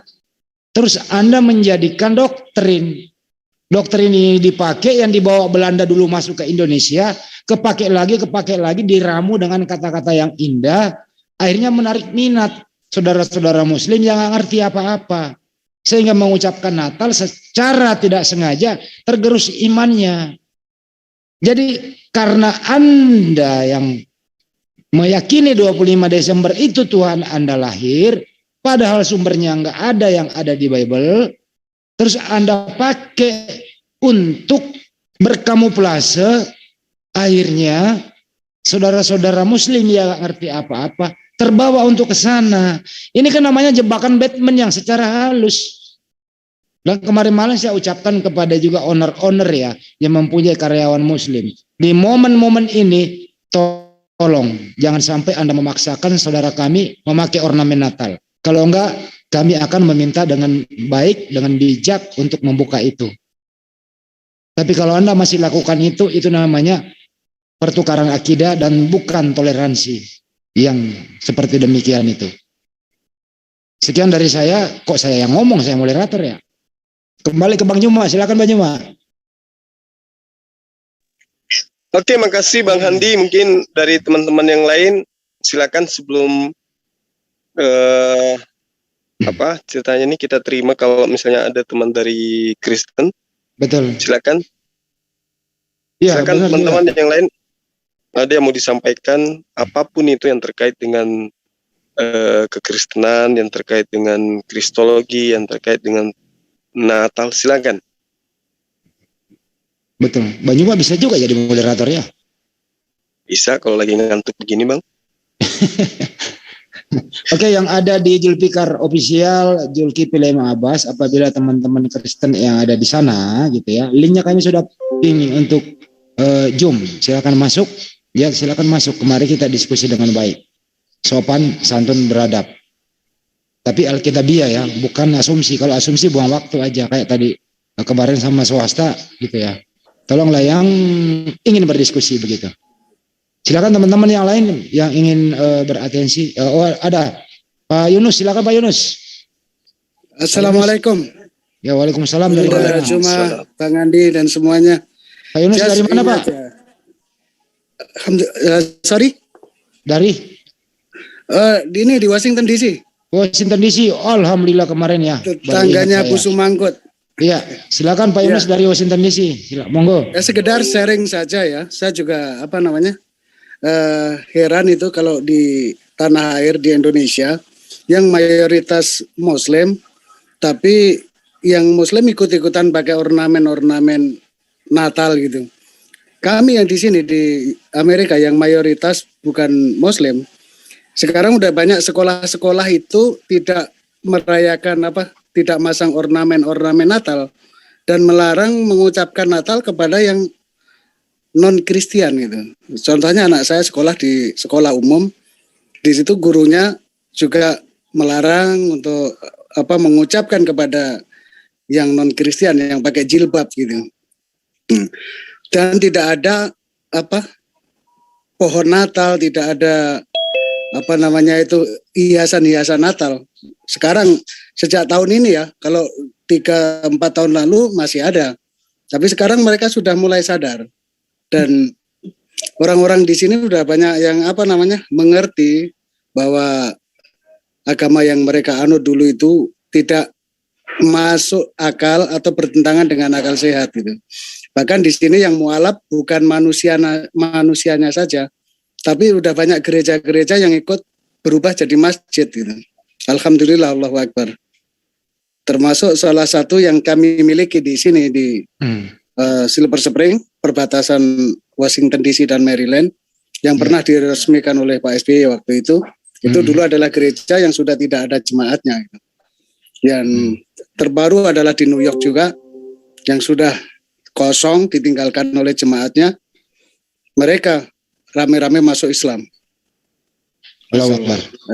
Salah satunya adalah dai kita dari Makassar, Imam Syekh Samsi Ali, yang selalu sering melakukan dialog dengan orang-orang Kristen, dan banyak yang jadi mualaf akhirnya.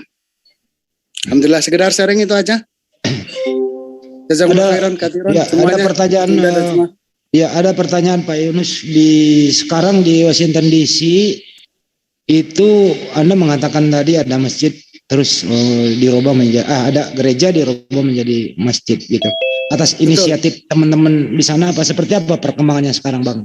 Muslim di sana. Alhamdulillah, hampir tiap hari itu penuh ya. Hari ini Jumat, biasanya kita melakukan sholat Jumat itu sampai 2 kali, sampai ke luar-luar ya. Emang aku dulu.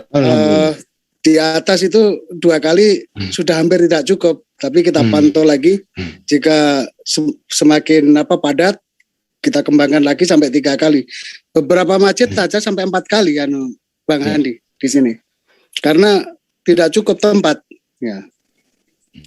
Jadi ada satu masjid menyewa itu beberapa hotel dan gedung-gedung yang bisa disewa itu untuk sholat ini Jumat. Bahkan ada yang nyewa gereja. Ada di kampus Georgetown University itu ada sewa digerejakan untuk sholat Jumat, gitu, untuk warga setempat gitu. Masya Allah. Ya, perkembangannya sangat bagus ya. Di sini udah masjid sudah jumlahnya itu berlipat-lipat. Sementara di sisi lain gereja itu semakin kosong. Di depan rumah saya itu ada gereja. Yang datang itu cuma kakek-kakek sama nenek-nenek saja. Generasi muda sudah nggak ada yang mau datang. Mereka rupanya sudah terbuka pikirannya bahwa yang diikuti selama ini tidak bisa diterima di akal. Ya.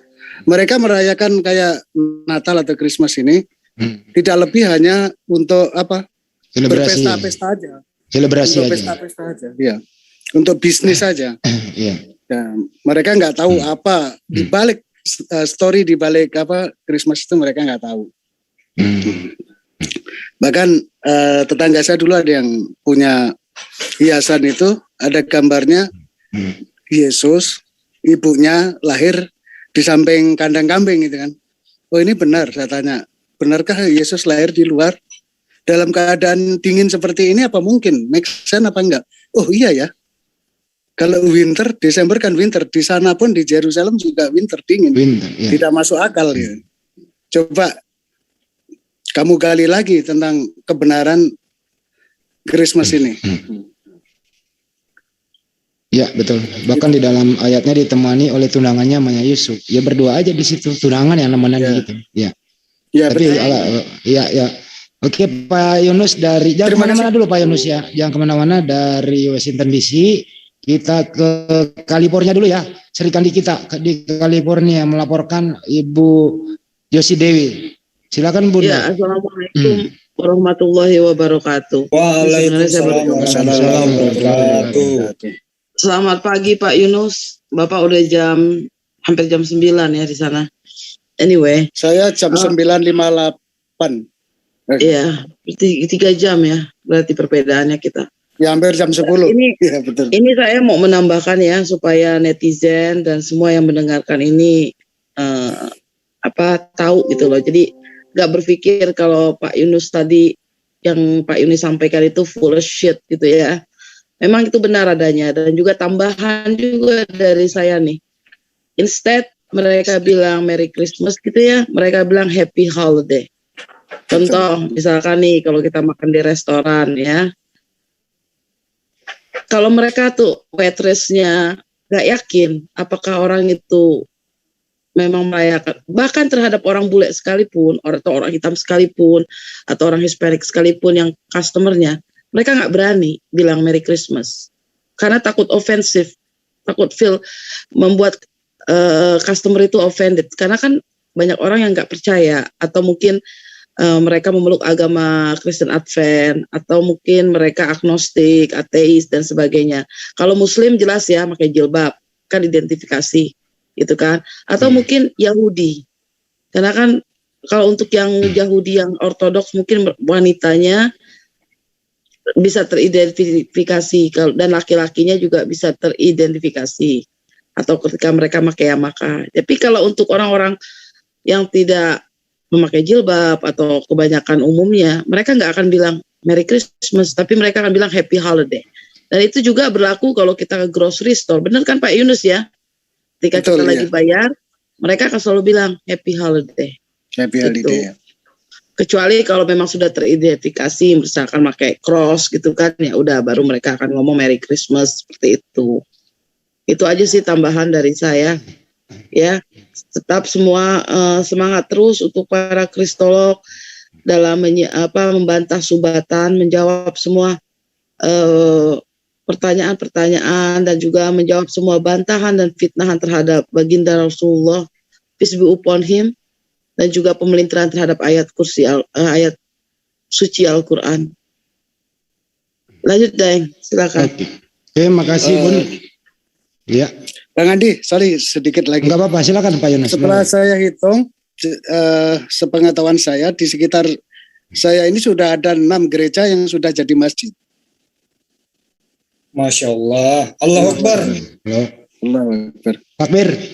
Allahu Akbar. Itu yang di sekitar di Washington DC sama Maryland ya, suburban Maryland. Maksudnya di sekitar Washington DC dan sekitarnya saja, belum di provinsi lain, belum di state lain ya. Yang sering saya lewati, saya lihat itu udah 6 masjid, termasuk Masjid Indonesia itu, Imam Center. Ya. Itu udah ada 6. Di New York baru-baru ini sudah ada 2 atau 3 itu. Masjidnya gerejanya besar sekali. Belum di Connecticut, di New Hampshire dan lain sebagainya, California. Ya. California masjidnya indah sekali, ada di Corona. Iya, betul. Di dekat rumah saya. Betul. By the way, Mbak Dewi ikut muktamar nggak? Besok ini ada muktamar Muslim student, Indonesian Muslim student sama Malaysia. Sekitar 1.500. Di mana tuh? Mbak ikut itu? Enggak Pak, saya nggak ngikut Pak. Oke, ya. Oke, makasih Bang Adi. Jazakallah khairan katiran semuanya. Mohon maaf. Ya, makasih Pak Yunus.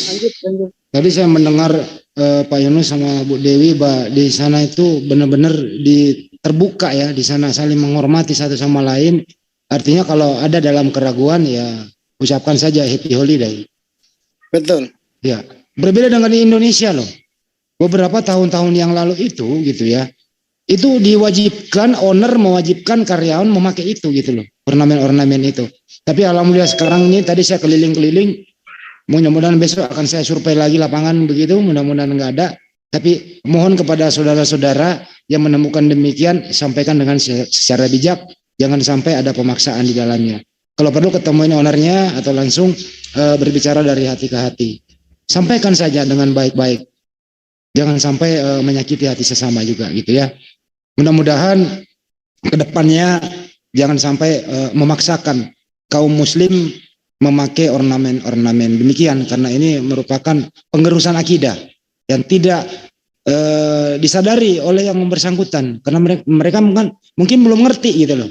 Makanya malam ini kita akan memberi pengertian seluas-luasnya kenapa dan apa itu Natal, siapa yang lahir. Natal adalah hari lahir. Siapa yang lahir? Yang lahir adalah Juru Selamat Kristus Tuhan di kota Daud. Pantaskah Bunda Maria melahirkan Tuhan? Pantaskah Tuhan dilahirkan di musim winter tanggal 25 Desember yang kebetulan malam hari domba-domba atau para penggembala mengeluarkan dombanya? Pantaskah dikatakan tanggal 25 Desember sedangkan di Bible yang mereka percaya tidak tertulis secara jelas? Menurut saya tidak pantas. Terima kasih. Menurut saya itu pantas diimani oleh kaum yang tidak afala ta'qilun. Diimani Tidak oleh memakai akal, kaum ya. yang tidak berakal. Baik dari California, dari Washington DC, Amerika Serikat, kita kembali ke Bali ke adik kita Trion Selayar. Silakan. Iya, terima kasih abangku yang di Ponorogo telah memberikan kesempatan kita bahas ya. Ini jangan ngambek nih kalau misalnya aku menyampaikan sesuatu yang faktual, sesuatu yang masyhur gitu data-datanya. Kenapa Muslim detik-detik ini akan mendeklarasikan dan mencanangkan bahwa 25 Desember sebagai hari mu'alafat sedunia? Karena datanya sudah masyhur. Datanya sudah banyak tersebar di dunia digital, wahai tritungs penghujat, bahwasanya tidak ada bukti sama sekali itu manusia yang kalian Tuhan-Tuhanin lahir di tanggal 25 Desember. Dilalah yang ada itu malah Tuhan-Tuhan manusia-manusia di budaya-budaya lain pada lahir di tanggal 25 Desember. Nah, karena kepintaran yang kami miliki ini, karena pengetahuan yang karena Allah berikan kepada kami sehingga kami mengetahui kebenarannya, maka kami tidak sudi untuk menyelamati Tuhan-Tuhannya manusia-manusia di bumi yang lahir di tanggal 25 Desember. Ini kalau zaman dulu ada WhatsApp grup, itu Tuhan-Tuhan bikin grup. Grupnya adalah berhala 25 Desember. Nah gitu.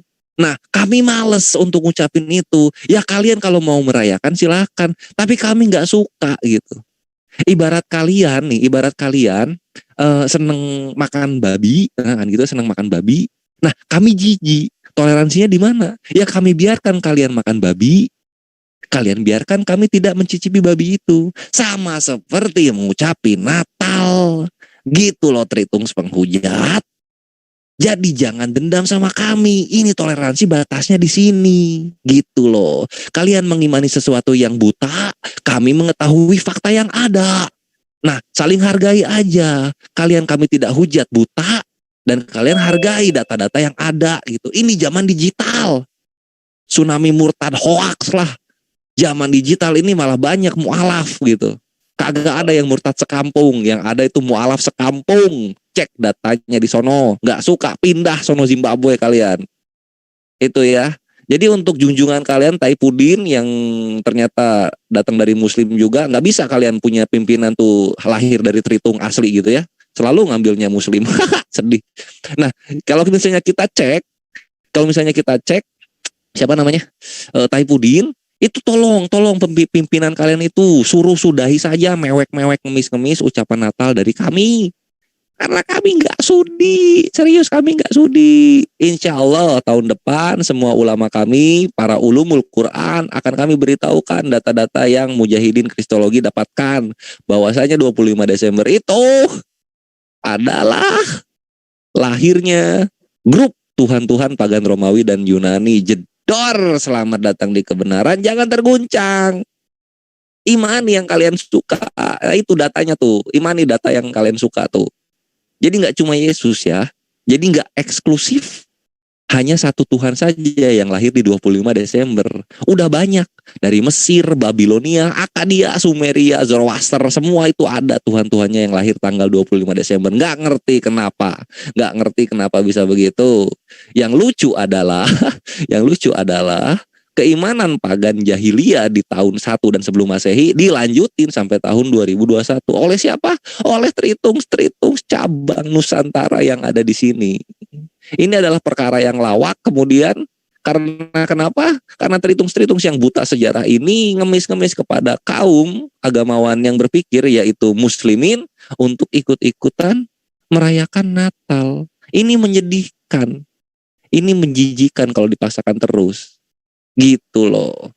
Jadi jangan ngambek, datanya begitu. Silahkan dicek aja. Bisa bahasa Inggris nggak? Nah kalau nggak bisa sini, ini bahasa Indonesia begini.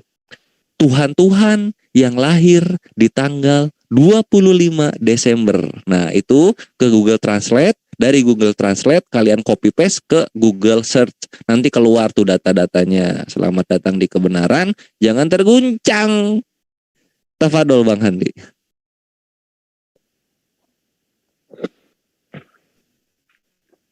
Baik, terima kasih. Dari Bali, kembali ke forum. Ada yang mau berstatement silakan. Oh, Elo, silakan Elo. Mas Elo, silakan.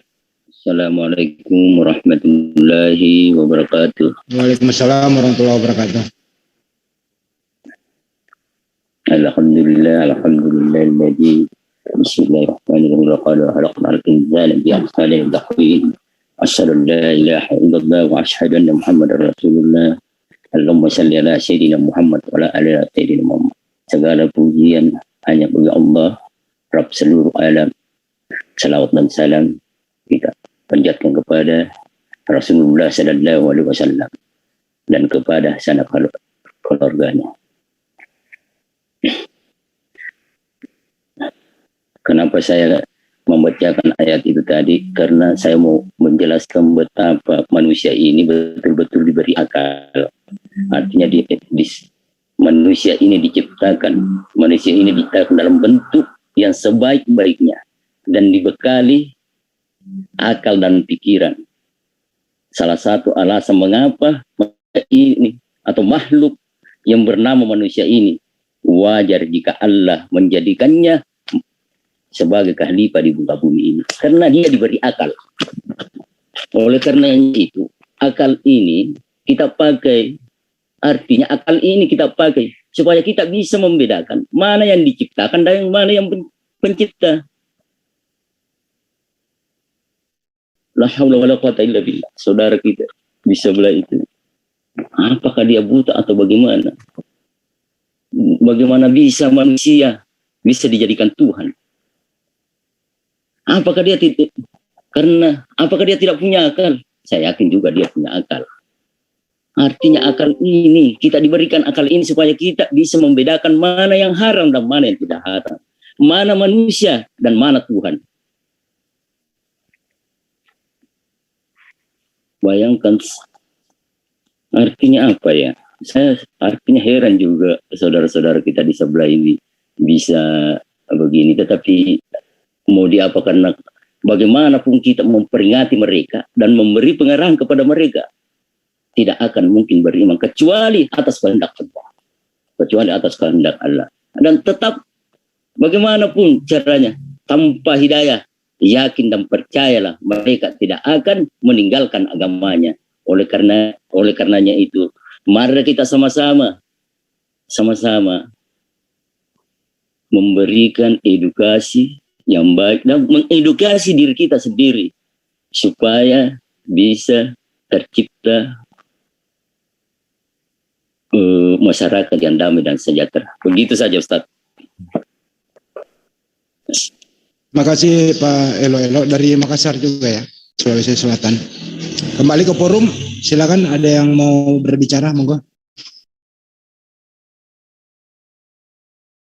Oke, kembali ke Ustadz Juma dulu, biar suasana agak sedikit digelorakan kembali. Bang Juma, silakan. Itu ada peta lembu tuh disampaikan itu, beliau sudah sehat, alhamdulillah. Silakan Puang. Tah. Peta Lempu. Assalamualaikum. Ya, Peta Lempu. Assalamualaikum. Cakarudui ka. Cakarudui kapang. Memang Tindro. Ya. Tinroi. Ya. Ya kalau kita bahasa Ayo buku, teman-teman yang lain. kalau kita bahasa buku bertiga pada paham lah ya. Bang Andi. Ya, silakan Bang. Iya, mungkin ada video tadi dari Mbak Natali. Mungkin Bang Igal ya udah siap putar atau Bang Roni video ucapan. Bisa. Ya, silakan. Silakan Bang Igal.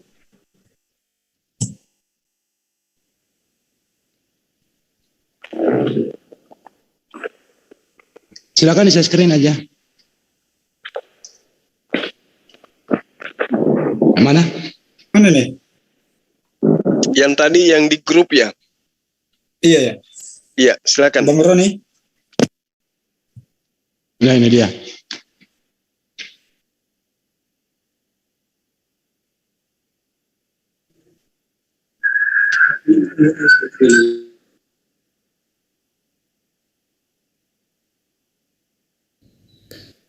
Assalamualaikum warahmatullahi wabarakatuh. Saya mengapresiasi apa yang diupayakan oleh kawan-kawan untuk menjadikan tanggal 25 Desember adalah Hari Mu'allaf Dunia. Mudah-mudahan apa yang kita inginkan agar pada tanggal 25 Desember itu menjadi banyaknya orang-orang non-muslim yang berduyun-duyun mempelajari Islam sesuai dengan apa yang ada di dalam Al-Quran, hadis, serta juga pendapat para ulama salaf ahlu sunnah wal jamaah. Sekali lagi saya mengapresiasi, bravo kepada semua aktivis muslim yang akan menjadikan tanggal 25 Desember Hari Mu'allaf sedunia. Demikian, wassalamualaikum warahmatullahi wabarakatuh. Waalaikumsalam warahmatullahi wabarakatuh. Beliau ini siapa ya?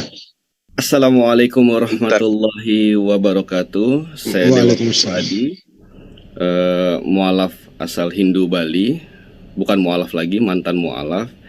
Alhamdulillah, saya ingin titip salam dengan teman-teman Arematia di Makassar dan teman-teman aktivis Islam yang ada di Makassar yang sedang berjuang untuk menciptakan Hari Mu'allaf. Insya Allah saya perwakilan dari Mu'allaf selalu mendukung dan selalu bisa punya peran serta untuk para Mu'allaf di seluruh Indonesia, bahkan di seluruh dunia insya Allah. Maaf juga nggak bisa hadir, mungkin di lain hari, di lain waktu bisa bertemu dengan sahabat-sahabat semua. Mudah-mudahan kita berhasil insya Allah. Allahu Akbar. Assalamualaikum warahmatullahi wabarakatuh. Waalaikumsalam warahmatullahi wabarakatuh. Bismillahirrahmanirrahim.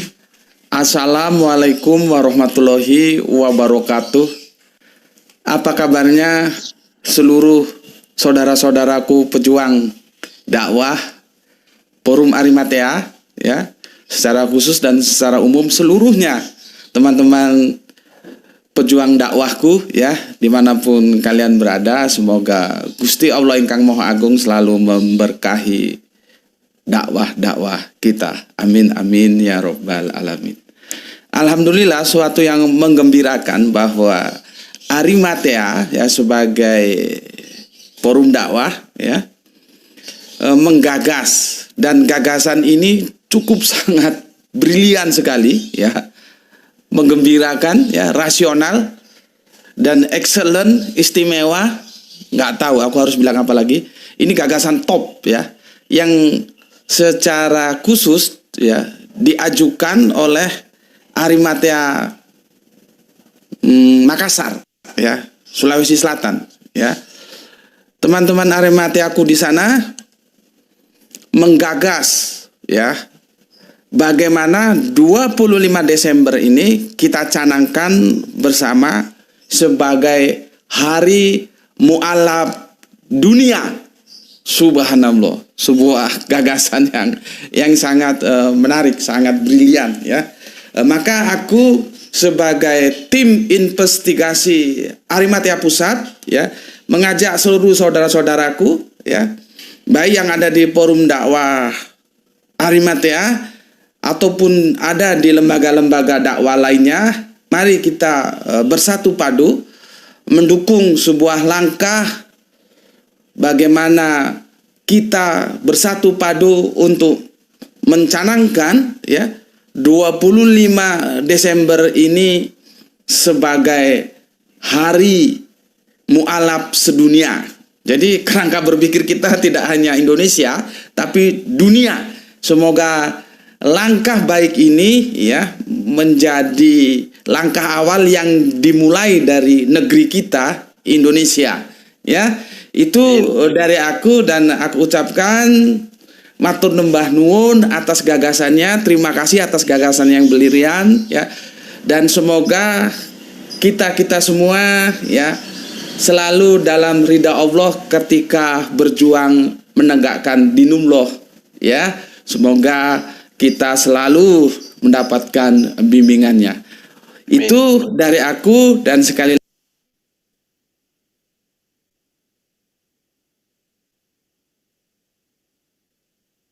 Assalamualaikum warahmatullahi wabarakatuh.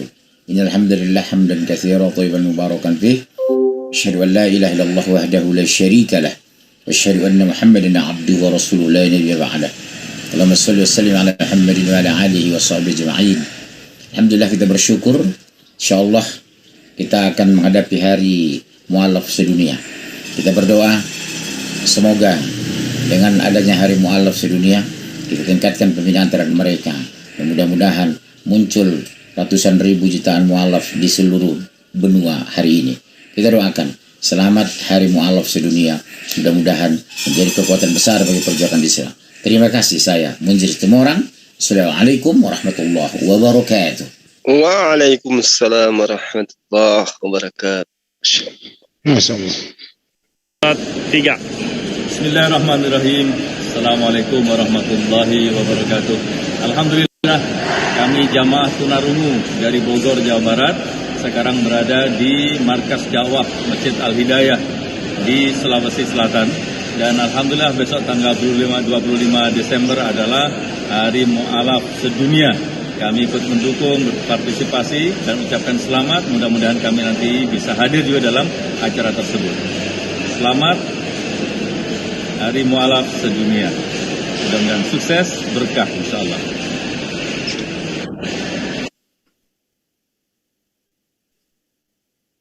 Bismillahirrahmanirrahim. Assalamualaikum warahmatullahi wabarakatuh. Saya Abdul Majid, pembina Hidayatullah Makassar Al-Bayan, dengan ini mengajak kepada seluruh kaum muslimin untuk memberi dukungan dan menyempatkan hadir pada hari mu'alaf sedunia pada tanggal 25 Desember yang akan dipusatkan di Masjid Baruga Antang. Semoga kita mempunyai waktu dan kesempatan dan sekaligus memberi dukungan yang maksimal kepada saudara-saudara kita para mu'alaf.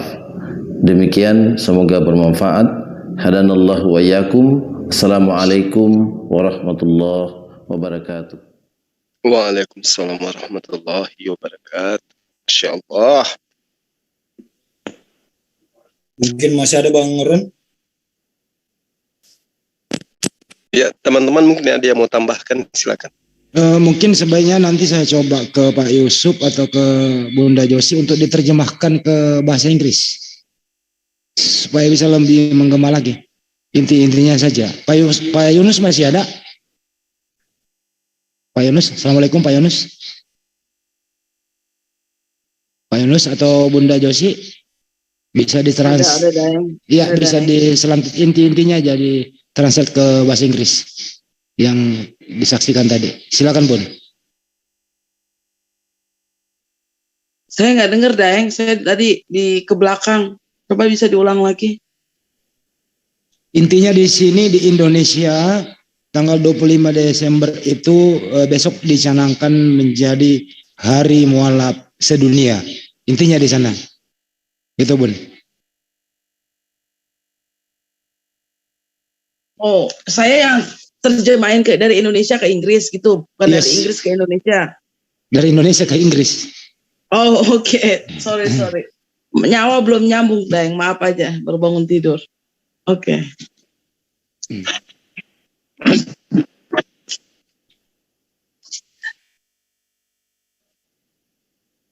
Halo, Dang. Dengar nggak? Dengar, Bun. Bisa diterjemahkan aja. Indonesia, Inggris. Biar mendunia, Bun. Seluruh dunia. Ya. Gitu. Hari mualaf sedunia, tanggal 25 Desember. Oke. Assalamualaikum warahmatullahi wabarakatuh. For all the people out there who listen to us right now, so we associate with another organization in Indonesia.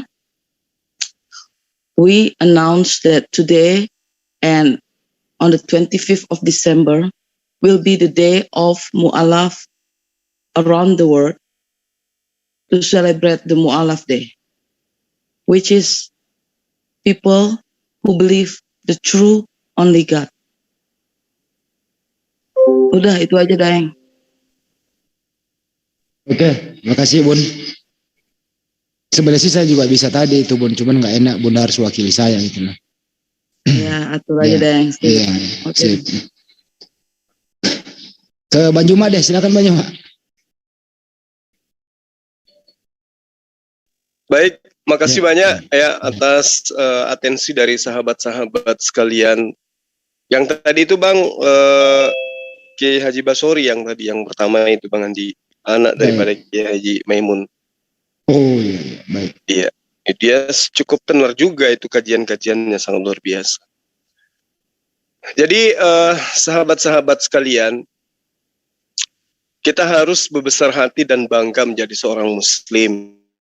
Ya, apalagi ketika kita mendengarkan belahan bumi lain ternyata sekarang lagi menjadikan Islam itu laksana seorang gadis yang lagi naik daun gitu, sehingga kenapa kemudian mereka itu cenderung meninggalkan rumah ibadah mereka. Kebanyakan dari mereka itu menjadi ateis dan tidak pernah memperhatikan kebenaran daripada ajaran agama mereka. Nah, itulah sahabat-sahabat yang kemudian menjadi tolak ukur daripada Kristologi di Indonesia ini untuk bangkit mengajarkan dan menggaungkan kemudian bahwa Al-Quran menyeru kita manusia untuk menyampaikan kepada non-Muslim bahwa satu-satunya jalan untuk kembali kepada Allah hanyalah agama Islam. Kenapa mereka harus mu'alaf? Kenapa mereka harus merubah tempat ibadah mereka menjadi masjid? Ya, karena Islam itu adalah agama yang tidak dicampuri oleh konsep mitologi. Tidak ada konsep politeisme di dalamnya. Tidak ada Helenisme Stoa di dalamnya. Konsep yang ada di dalam ajaran agama Islam itu murni ilham, wahyu. Nah, ajaran-ajaran yang kemudian yang ada di dalam Islam itu adalah ajaran yang mudah dimengerti. Islam itu konsepnya, ajarannya bebas dari takhayul. Dan setiap poin, ya, setiap item kepercayaan yang bertentangan dengan akal sehat itu pasti akan tertolak dengan sendirinya. Berbeda dengan Islam. Islam justru menerangkan bahwa Islam itu senantiasa mau diuji. Islam itu selalu mau diuji dengan kekuatan akal yang manusia punya. Wa ma yazakkaru illa ulul albab. Itu indahnya Islam itu. Dan poin ini tidak dimiliki agama lain. Keesaan pencipta alam semesta, ya, kerasulan Muhammad sallallahu alaihi wasallam dan konsep kehidupan sesudah mati itu nyata di dalam Islam dan tidak dimiliki oleh agama lain. Dasar pokok akidah Islam adalah merupakan satu-satunya agama yang kemudian menyajikan seimbang dan selaras antara akal dan wahyu. Ini yang tidak dimiliki oleh agama lain.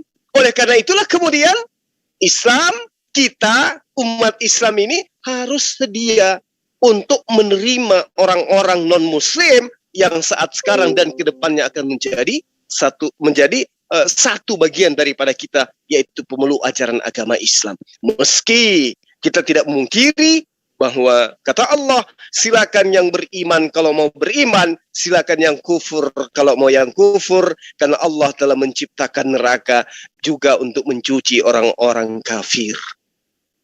Nah, sahabat-sahabat sekalian, di dalam agama yang kita peluk saat ini, yang kita anut saat ini, tidak ada kekuatan atau tidak ada kekuasaan dari imam-imam, tidak ada kekuasaan dari ulama-ulama, tidak ada kekuasaan dari habaib-habaib untuk kemudian menciptakan aturan baru yang bertentangan dengan aturan Rasul Muhammad sallallahu alaihi wasallam. Tidak ada pendeta di dalam ajaran agama Islam, tidak ada bapak-bapak gereja di dalam ajaran agama Islam yang mampu membentuk sebuah konsep ajaran yang mana ajarannya itu justru bertentangan dengan nilai-nilai yang diajarkan oleh oknum yang nyata-nyata diimani sebagai sumber di dalam ajaran agamanya. Di Islam tidak kenal itu. Jadi ketika kemudian hari ini kita uji, saya tanya kepada seorang Islam yang ada di Amerika sana, apa yang ditunjukkan oleh Allah tentang Al-Quran di dalam surah Al-Baqarah ayat kedua. Mereka akan berbondong-bondong mengatakan, Zalikal kitabu la raiba fihi hudal lil muttaqin. Kutanya orang Papua yang Muslim di sana, apa yang ditunjukkan oleh Allah di dalam surah Al-Baqarah ayat kedua? Mereka akan menyuarakan dengan semaraknya, Zalikal kitabu la raiba fihi hudal lil muttaqin. Islam di Jepang ketika ditanya apa yang kemudian diserukan oleh Allah melalui pewahyuannya kepada Rasul Muhammad SAW melalui surah Al-Baqarah ayat kedua, mereka juga akan menggaungkan Zalikal kitabu la raiba fihi hudal lil muttaqin.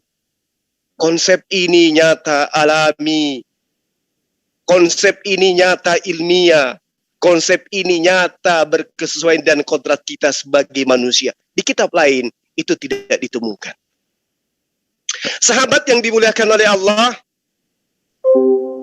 ya, di dalam ajaran agama Islam itu tidak ada yang kemudian konsepnya istilahnya abu-abu, samar-samar, nggak ada.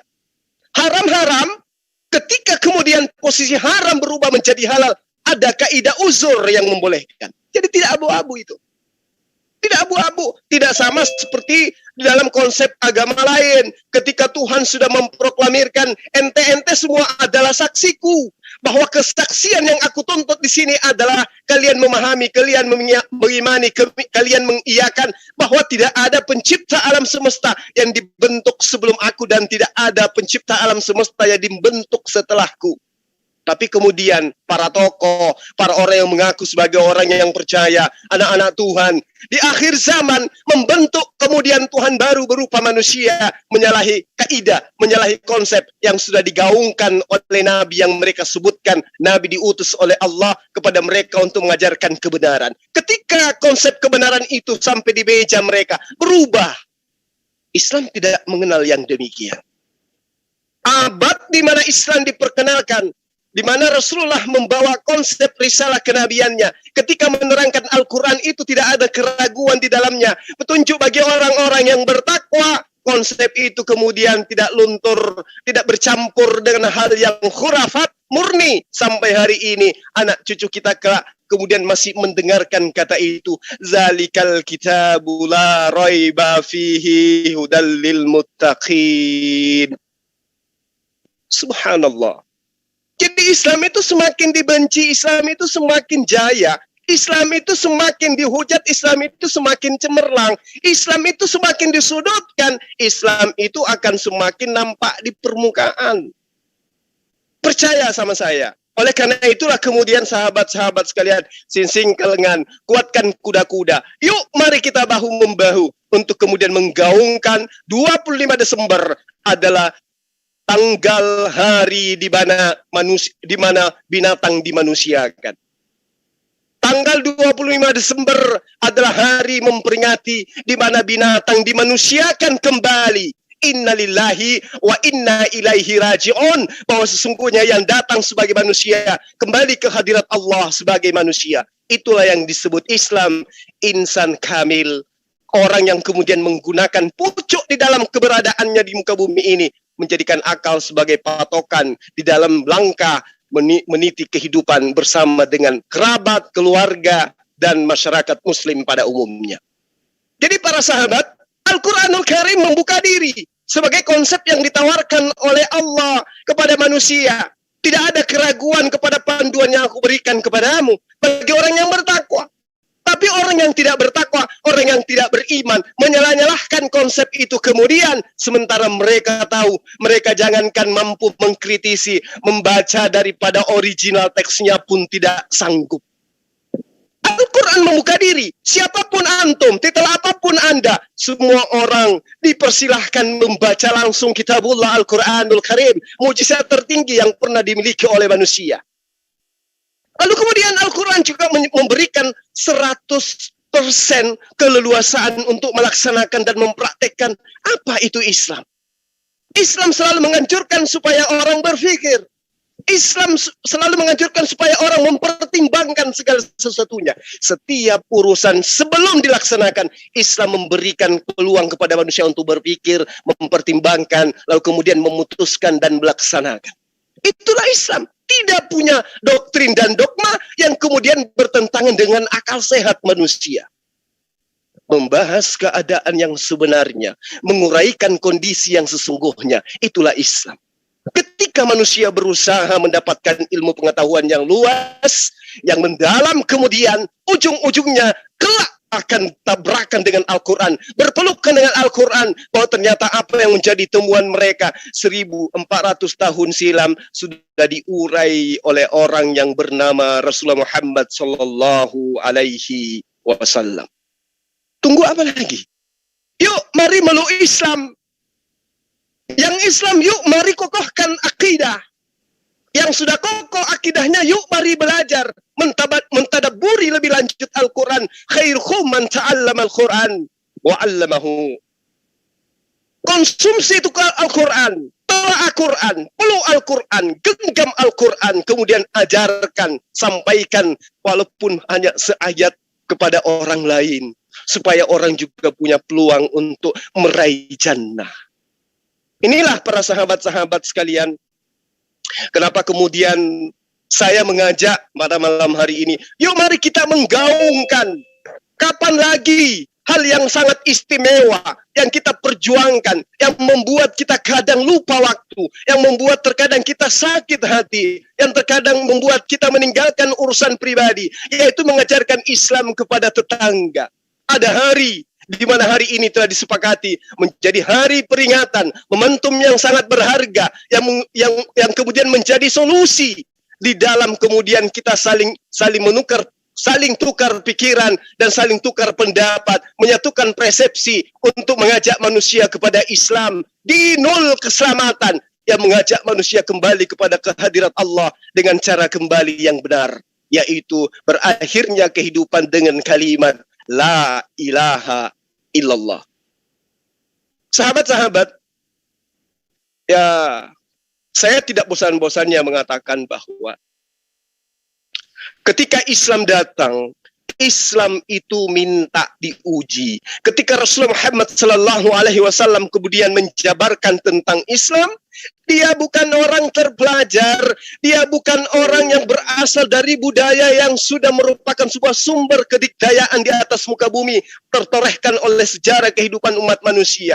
Rasulullah Muhammad Sallallahu Alaihi Wasallam sungguh tidak pernah ikut kajian, dia tidak pernah ikut pendidikan, dia tidak pernah ada undangan muktamar tentang Taurat, tentang Injil dan Zabur.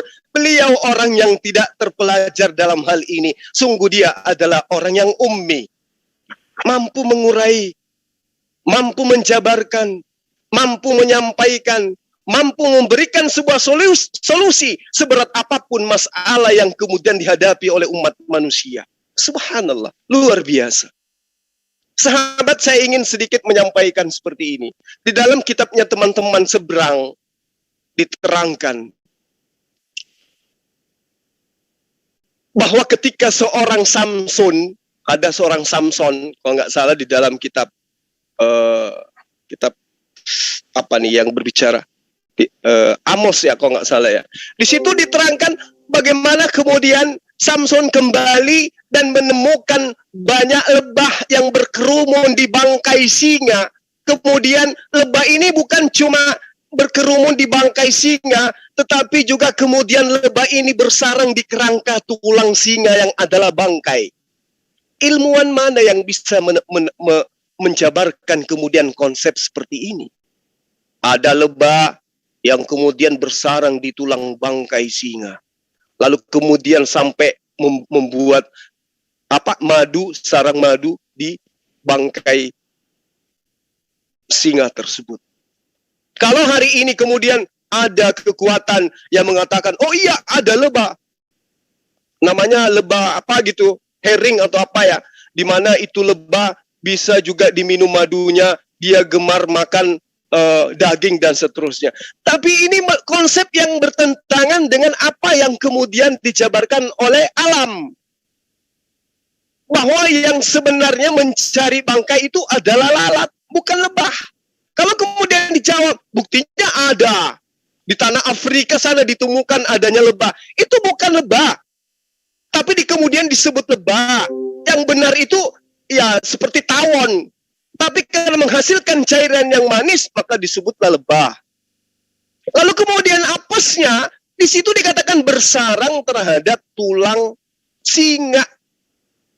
Dan itu kita belum pernah temukan ada lebah bersarang di tulang, di kerangka tulang binatang.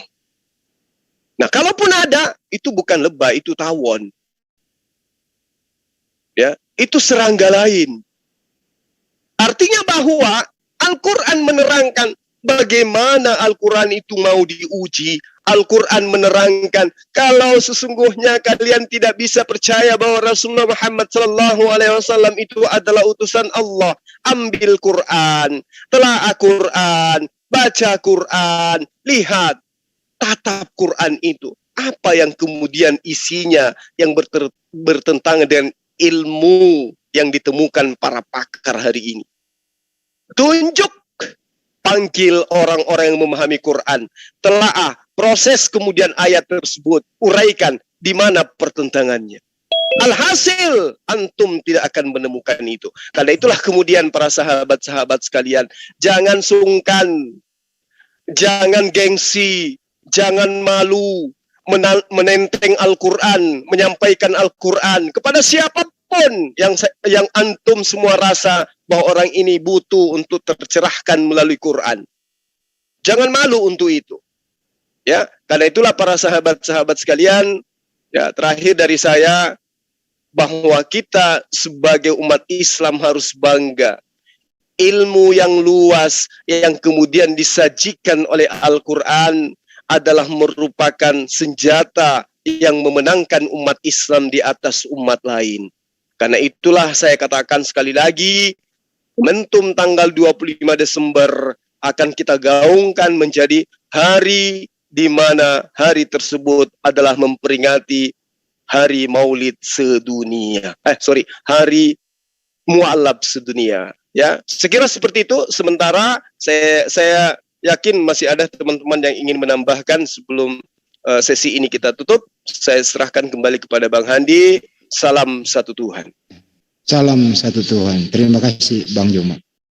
Pakai akal sehat. Ini ada yang raise hand, silakan Bang. Silakan Bang yang raise hand. Pegel tangannya tuh, silakan. Halo. Assalamualaikum. Oh, Waalaikumsalam warahmatullahi wabarakatuh. Selamat untuk hari Mu'allaf sedunia. Semoga. Waduh, ada suara anak kecil itu.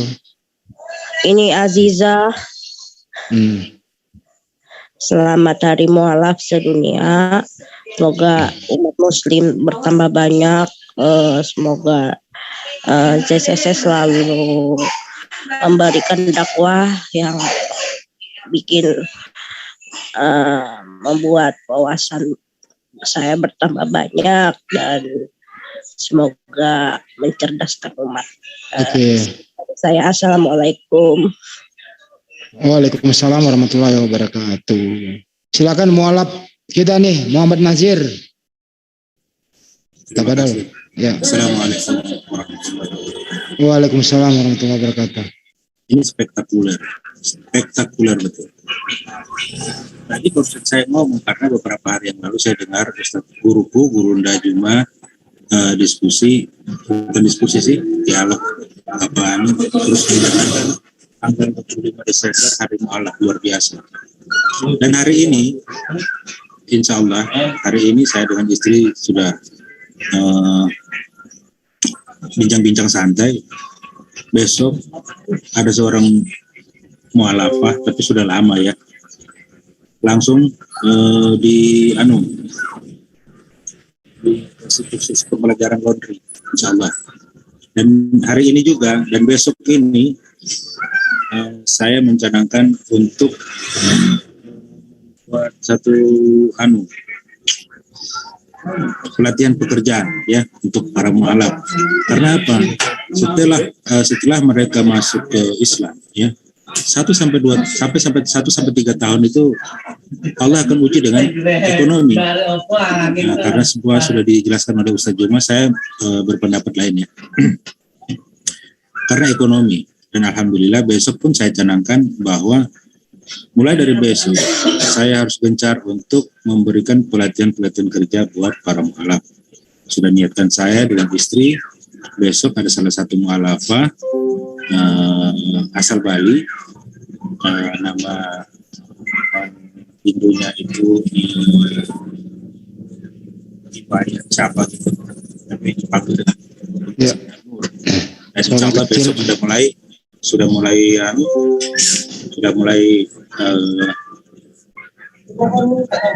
dikasih kursus laundry ya, kursus laundry dari istri saya ke si mualafah ini. Dan ini tekad saya dengan istri untuk bagaimana kalau memang ada mualaf kita akan pasti memberikan pembinaan berupa modal kerja, insya Allah. Doakan semua ya, teman-teman. Assalamualaikum warahmatullahi wabarakatuh. Waalaikumsalam warahmatullahi wabarakatuh. Jadi intinya adalah mualaf nggak boleh cengeng, gitu ya. Baik, terima kasih. Ya, setuju Bang, setuju. Ya.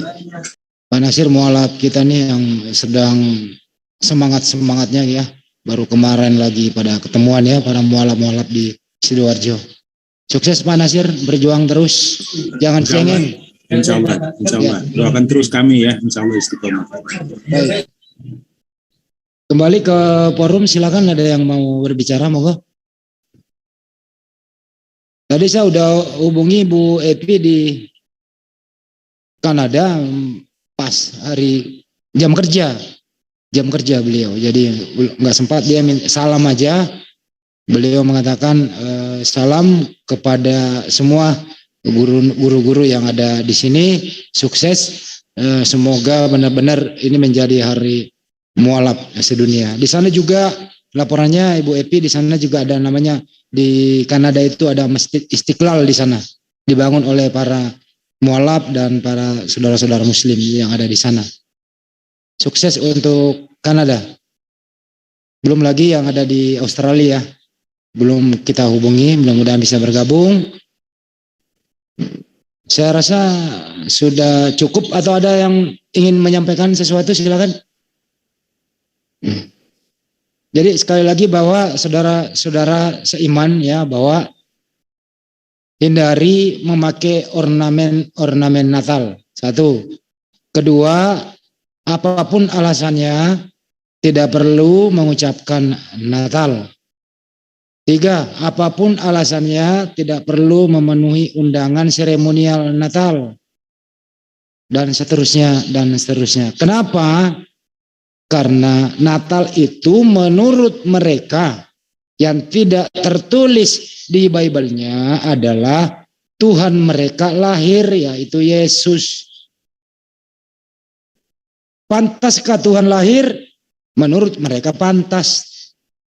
barusan tadi sore Bro Nathan sama Bang Juma mengatakan Tuhan mengutus Tuhan. Tuhan ditumbuhkan oleh Tuhan yang lain. Itu loh, kira-kira seperti itu yang mereka percaya. Nah, ini waspada apabila tidak sengaja istighfar. Tapi kalau sudah tahu ada sesuatu demi teman, demi pacar, demi apa, demi teman kerja, kolega, ikut Natal, ya kami sudah memperingatkan bahwa hati-hati tergerus akidah Anda. Karena yang Anda datangi di sana adalah lahirnya Tuhan. Kalau Anda datang ke sana dengan penuh semangat, artinya Anda setuju. Kalau Tuhan pernah lahir, artinya Anda menduakan Tuhan. Kira-kira itu bahasa sederhananya. Untuk itu kalau sudah ada yang mau berbicara, memberikan semacam statement, saya kembalikan ke Makassar, ke Bang Juma, sekaligus menutup session kali ini. Bang Hadi. Ya, silakan dari Jambi. Monggo Bang Erwin. Terima kasih. Assalamualaikum warahmatullahi wabarakatuh. Alhamdulillah untuk tahun ini kita patut bersyukur ya. Fenomena-fenomena di tahun-tahun kemarin untuk tahun ini sepertinya sudah tidak tampak lagi. Yang mungkin tahun-tahun kemarin dan sebelumnya umat kita Muslim masih ada 1-2 yang mengikuti kebiasaan-kebiasaan mereka. Tapi dengan adanya kita mengadakan edukasi, debat, dan diskusi, sepertinya untuk publik dan saudara-saudara kita bisa mengetahui apa sebenarnya yang terjadi tanggal 25 Desember ini dengan pencerahan-pencerahan yang ada di dunia perdebatan. Dan semoga tergaungnya tanggal 25 Desember untuk tahun ini sebagai hari mu'alaf sedunia ini bisa membawa sebuah aura bahwasannya mereka-mereka yang selama ini mengartikan 25 Desember ini sebagai hari kelahiran ini dan itu, mereka tersadarkan bahwasanya tidak pernah ada tercatat tanggal 25 Desember itu adalah kelahiran Yesus. Itu aja Bang Andi, terima kasih. Terima kasih Bang Erwin dari Jambi. Sebelum ke Makassar, silakan ada yang lain, monggo. Oke, karena udah mau kurang lebih 2 jam ya, kami sudah mendengarkan dari California, Washington DC, masih ada Pak Yunus, terus ada dari Sidoarjo, Pak Nasir, ada seluruh Indonesia bahkan ya. Semoga saja program kali ini menjadi edukasi buat kita semua, terutama saudara-saudara kita yang nggak tersentuh dakwah. Ya, jadi sebarkan video ini kepada seluruh umat muslim yang ada di muka bumi, bahwa tanggal 25 Desember itu adalah dianggap mereka lahirnya Tuhan mereka, yaitu Yesus.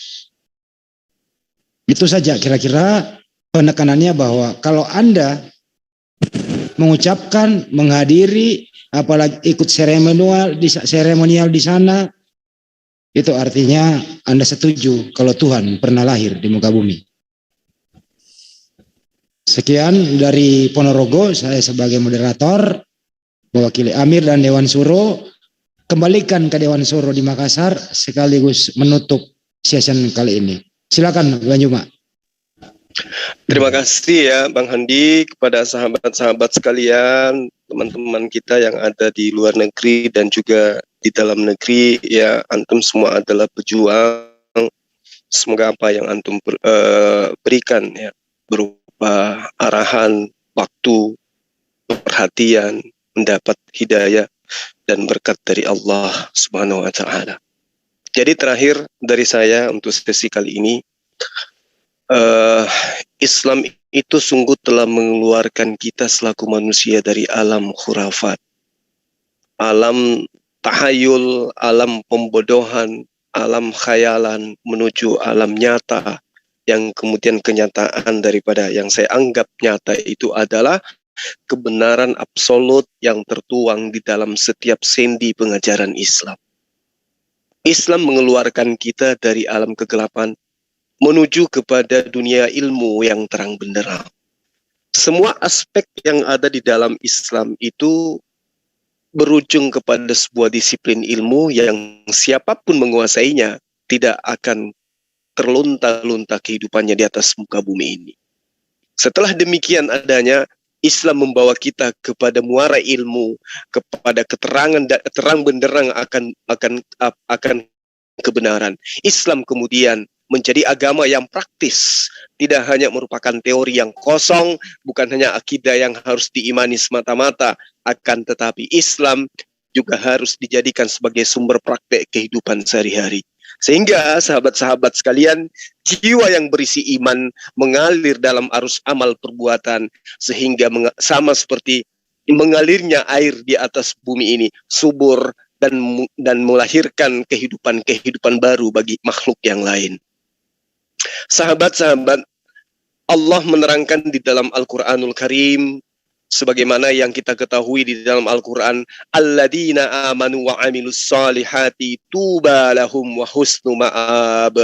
Orang-orang yang beriman, orang-orang yang mengajarkan kebajikan, melakukan perbuatan baik, mereka semua mendapat kebahagiaan dan mereka semua kembali kepada tempat yang baik.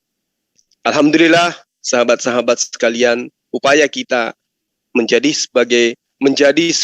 hamba Allah yang beriman itu membuat kita lebih mendekatkan diri kepada Allah dengan menggunakan kendaraan Islam. Terakhir dari saya, kenapa harus memilih Islam sebagai jalan menuju Allah, pencipta alam semesta? Karena satu-satunya agama yang syariatnya, yang ajarannya itu terstruktur kemudian bisa dipertanggungjawabkan kemudian, baik kepada sesama manusia maupun kepada pencipta alam semesta. Bahwa ketika Islam memberikan konsep aturan, itu tidak hanya mengikat kepada jasad semata, atau hanya mengikat kepada roh semata, seperti ajaran agama lain. Melakukan sebuah prosesi pengabdian menurut mereka, meninggalkan sebuah perbuatan dosa, maksiat menurut mereka, melakukan sebuah kebajikan baik menurut mereka adalah amalan yang baik. Akan tetapi sangat disayangkan ketika kembali ke hadirat Tuhan menurut mereka, jasad tertinggal, yang kembali hanyalah ruh cacat. Alhamdulillah, Islam mengikat keduanya. Islam memberikan garis. Islam tidak memisahkan. Tapi Islam menyatukan kemudian, memberikan jalan yang kemudian menjadi sumber daripada kebenaran itu sendiri. Bahwa jasad yang kita pelihara, raga yang kita jaga, kebugaran jasmani yang senantiasa kita gaungkan, itu akan menemani kita kembali kepada Allah. Meski kemudian kembali ke alam, ke tanah, tetapi akan dibangkitkan kembali oleh Allah. Jadi Islam itu nyata para sahabat, tidak memberikan pemisah antara jasmani dan rohani. Islam memandang hidup ini sebagai satu kesatuan yang mencakup kedua-duanya. Sehingga Islam tidak merupakan penghalang bagi kita untuk kemudian mencintai raga ini, mencintai rohani ini, karena kedua-duanya sama-sama akan kembali ke pangkuan Allah, mempertanggungjawabkan apa yang pernah kita lakukan, dan kemudian menerima upah apa yang pernah jasad dan roh kita perbuat. Islam satu-satunya agama yang kemudian menyatakan hidup manusia di atas muka bumi ini merasakan, berkarya, saling mencintai, saling membutuhkan, kasih sayang satu sama lain, itu kembali akan dirasakan di jannah. Berbeda dengan agama lain, ketika nanti mereka dibangkitkan, mereka hidup layaknya pocong, mereka hidup layaknya hantu, mereka hidup layaknya malaikat katanya. Alhamdulillah, di Islam tidak ada ajaran seperti itu. Saya kira begitu para sahabat-sahabat sekalian, berbahagialah kita yang beragama Islam ini, baik yang Islam dari lahir maupun mereka yang berbahagia karena kemudian mendapat hidayah dari Allah, orang-orang yang terlahir kembali. Berbahagialah kita. peluk agama Islam seerat-eratnya. Wa'tasimu bihablillahi jami'a wa la tafarraqu. Jangan kita bercerai-berai para sahabat-sahabat sekalian. Ketika ada kata atau kalimat yang salah, ya mohon disempurnakan. Itulah saya, Zulkifli M. Abbas, orang yang selalu berapi-api menyampaikan konsep kebenaran menurut akal dan logika berdasarkan terhadap wahyu. Terima kasih atas perhatian sahabat dan guru saya yang ada di Zoom ZTT, antum semua luar biasa. Saya tutup. Subhanakallahumma wa bihamdi asyhadu an la ilaha illa anta astaghfiruka wa atubu ilaihi. Assalamualaikum warahmatullahi wabarakatuh. Salam satu Tuhan. Allahu akbar. Waalaikumsalam warahmatullahi wabarakatuh. Allahu akbar.